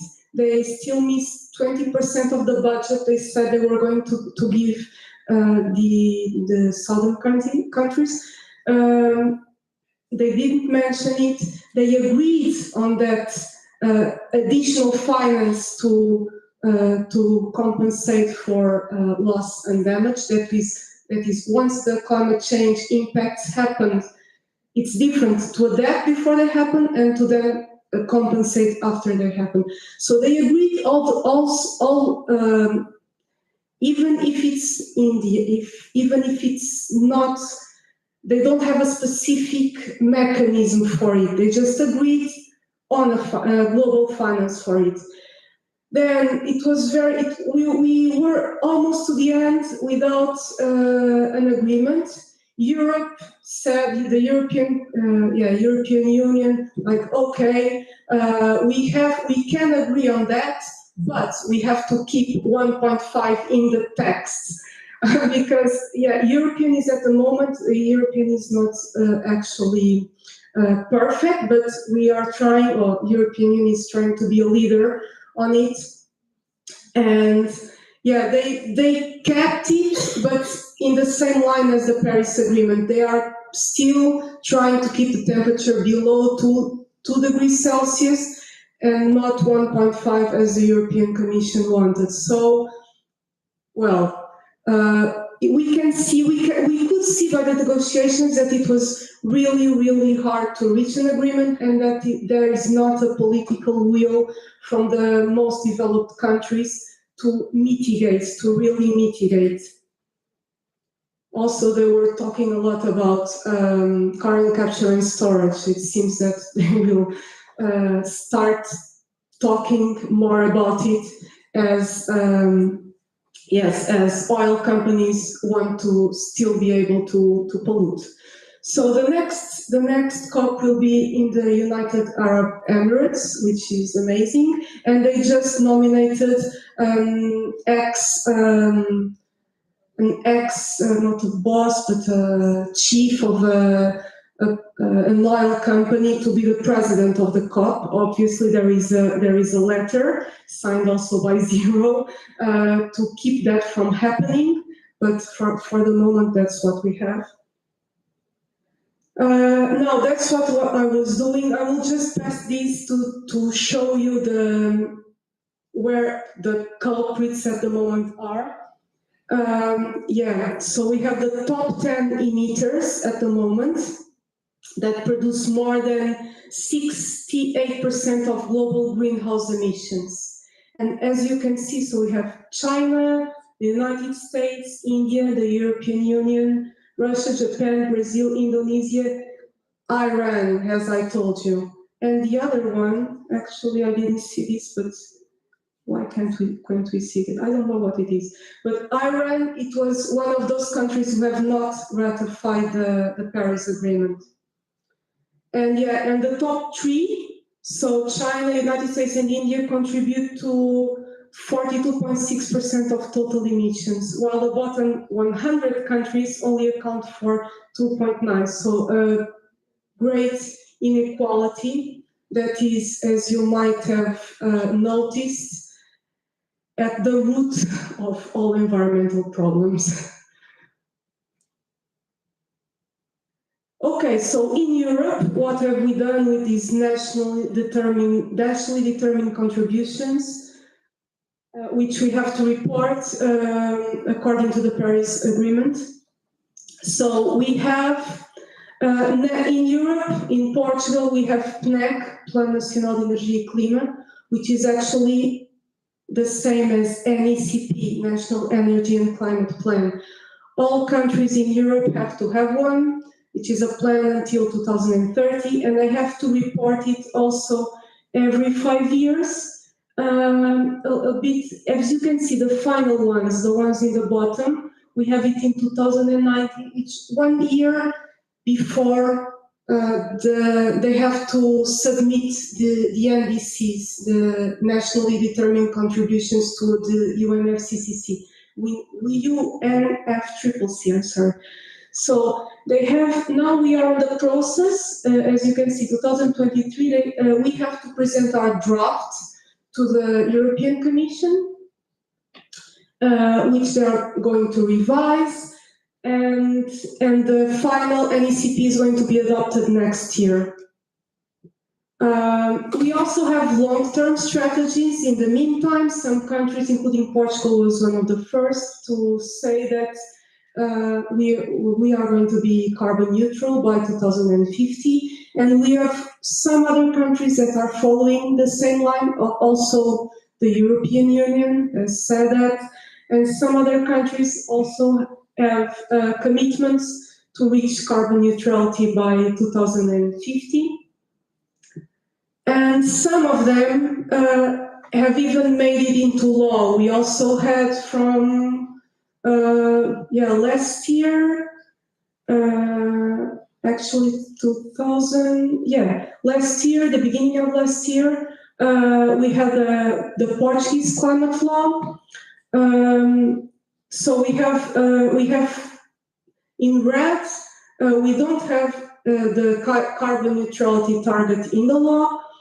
In green, we already have the carbon neutrality target in the law. Actually, Portugal is not, that is not right. We have it in law before 2050, we have it for 2045 in the national Portuguese law. What is the difference? Because it's too many bureaucracy, too many politics. We have the national energy and climate plans, and then we have the law. The law is legally binding, and there are consequences to the states if they don't comply to it. So it's just another form of pressure.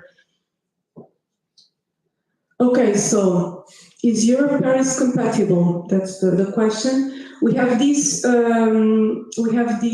projects at Zero. I'm the manager of this project. It's following another one which was Unify. It's exactly the same thing.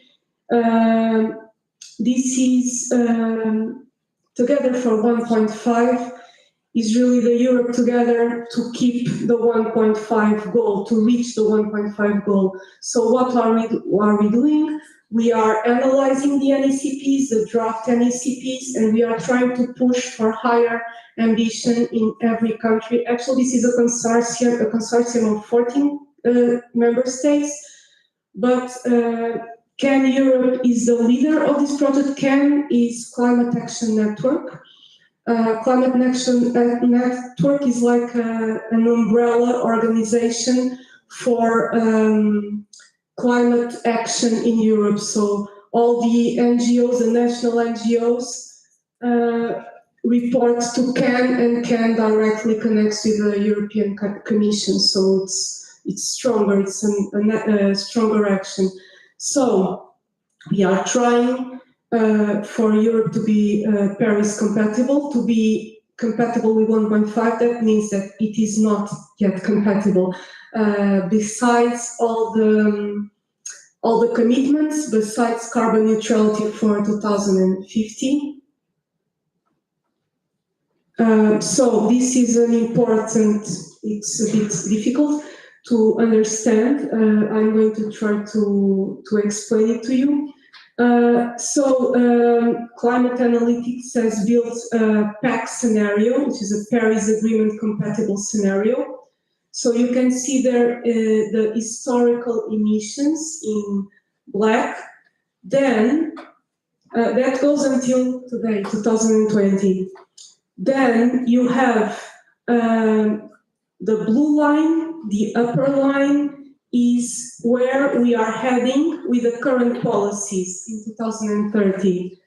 And the other lines is like, okay, the current targets, actually the blue one was a previous goal from Europe, but now we have updated it with the European Green Deal. We have updated it to it's 55 net emissions, so 55% greenhouse gas reductions.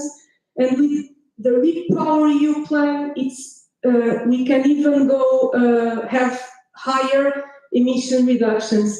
Anyway, it's not yet Paris Agreement compatible. The Paris Agreement compatible scenario is that blue line there, the one in the bottom. So to be Paris Agreement compatible, we will have to have that range of reduction in 2030. Instead of the 55% we have at the moment, we would have to be between 63 to 73% reduction. So this is studied. The thing is that there are models and a group of scientists have built these models, and we actually know what we are doing when we are advocating for the ONGs in Europe are advocating for 65% reduction in Europe instead of the 55 of the actual 55. Also, we would have to have carbon neutrality by 2040 instead of 2050 to be Paris Agreement compatible. Okay, so this is Europe, but remember that Europe is not Paris Agreement compatible, and Europe is the leader at the moment. And the world, how is the world doing? So there is this UNEP emissions gap report. Every year they make this report, and the last one was, as you can see, a ladder with broken steps and a window that is closing. It's the same message that the IPCC said, that the window is closing, okay? And yeah, climate crisis calls for rapid transformation of societies. The thing is that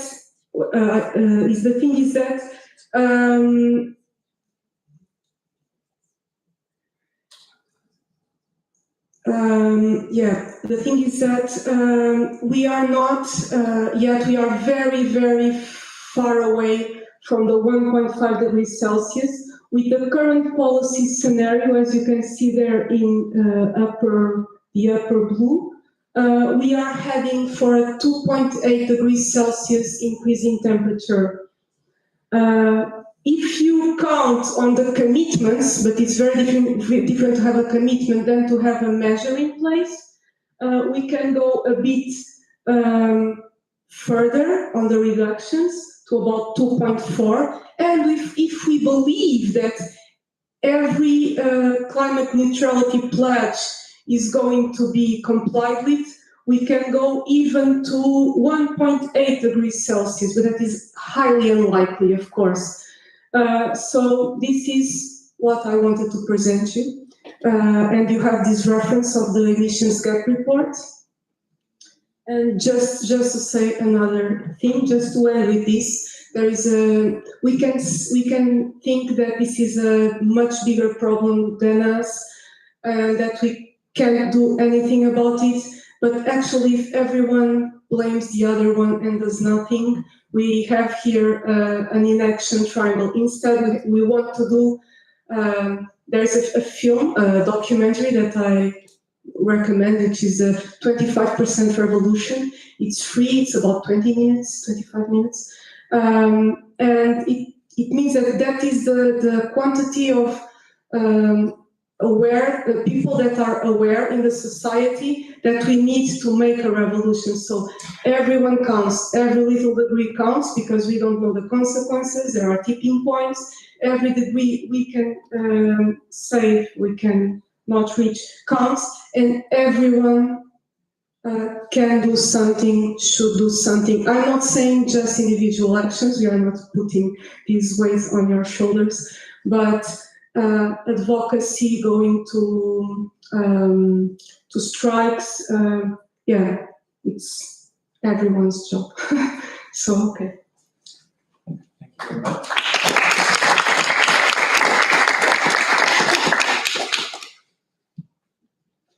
Thank you very much once again, Barbara, for a very interesting presentation.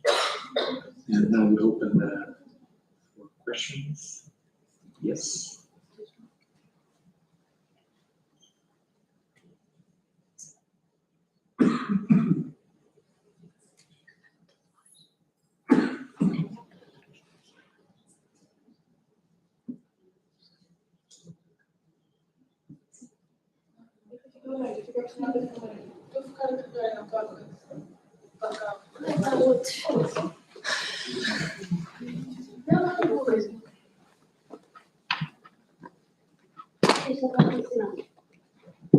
Sure.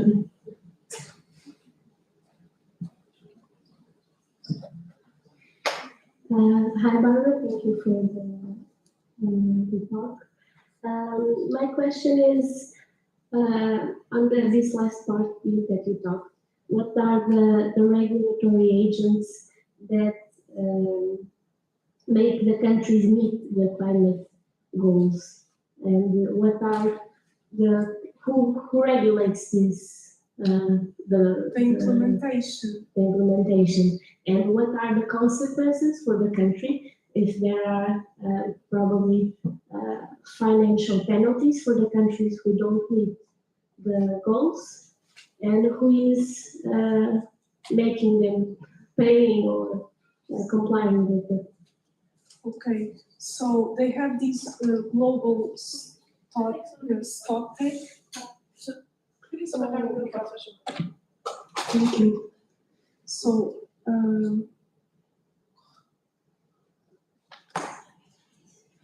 so actually, this is the year that we are going to see if the NDCs have been implemented. We will have this global stock take. You have to be aware or that this is going to happen this year, and there is no financial.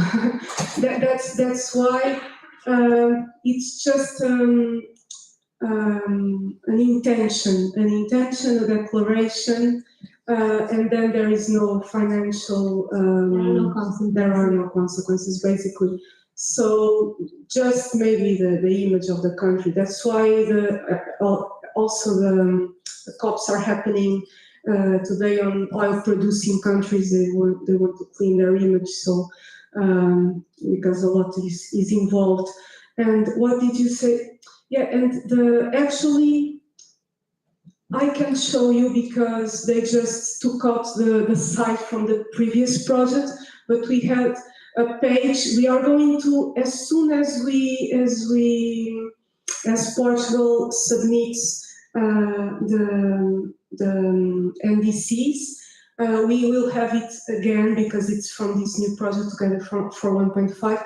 But we are actually evaluating the implementation of the NECP. Like we have a linear regression line. How do you say it? A regression line.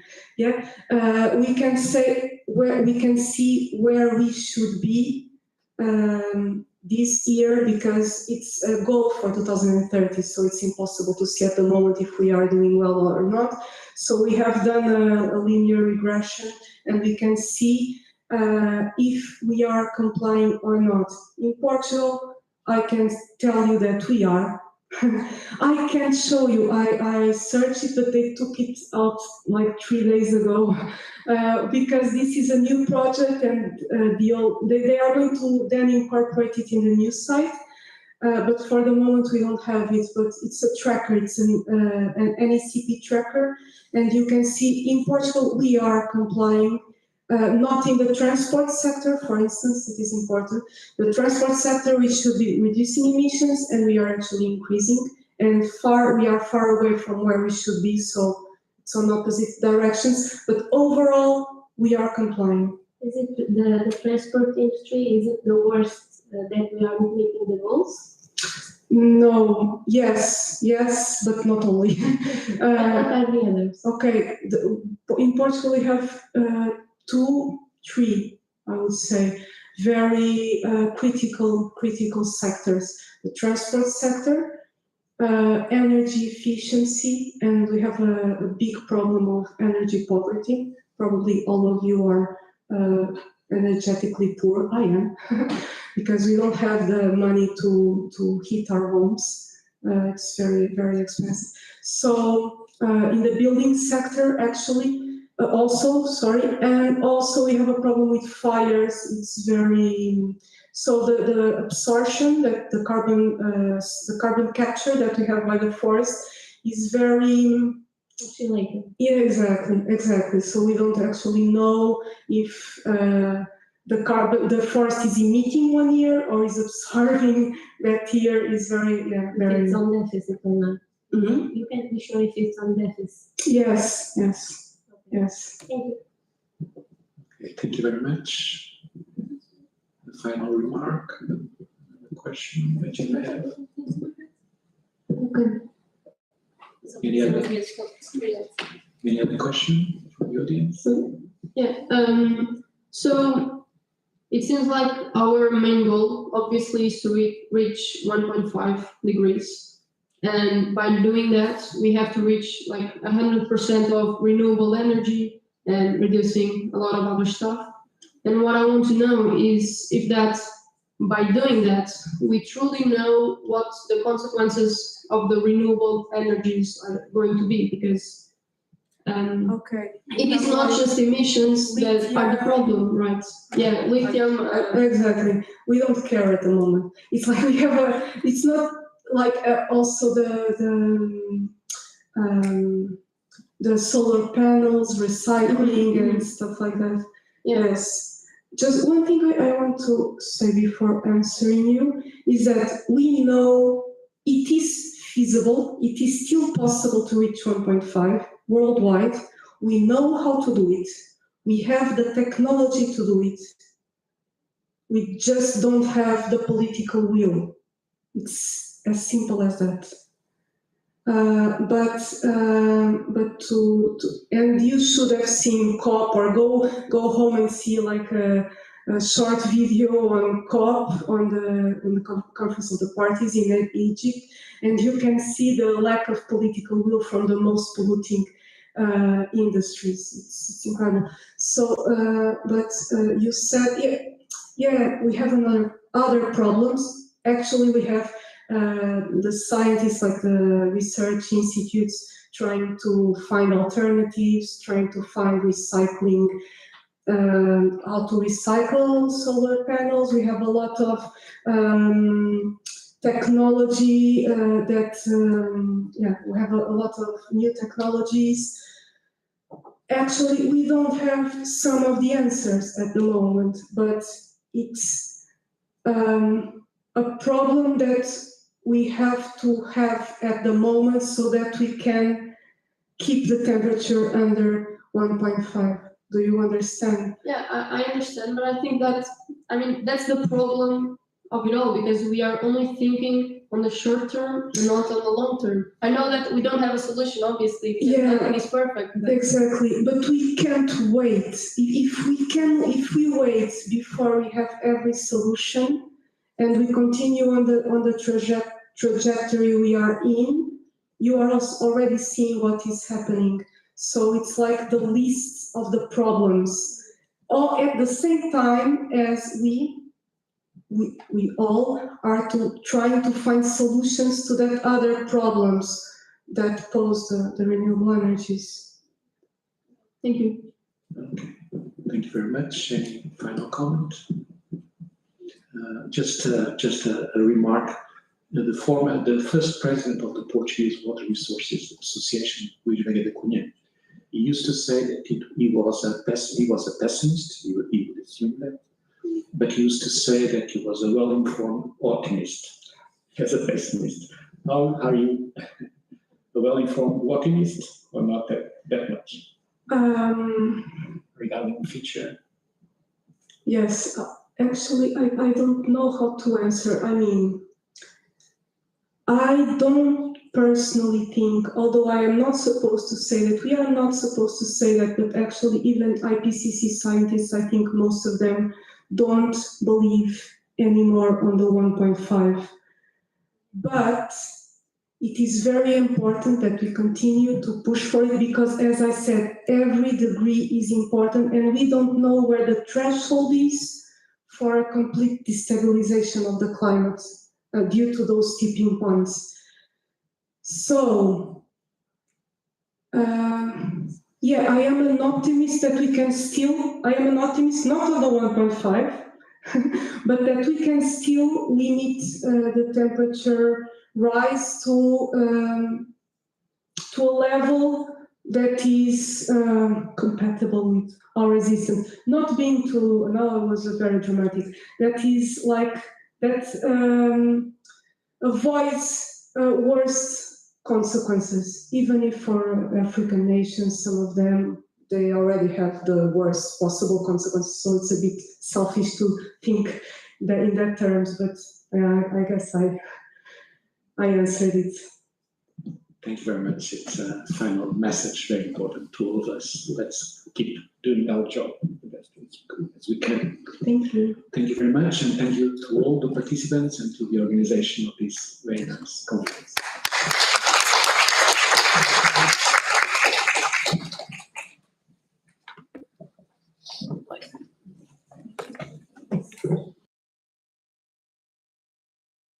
Voltamos às 2 com a Estrela Matilde, transformação de resíduos, transformação de vidas.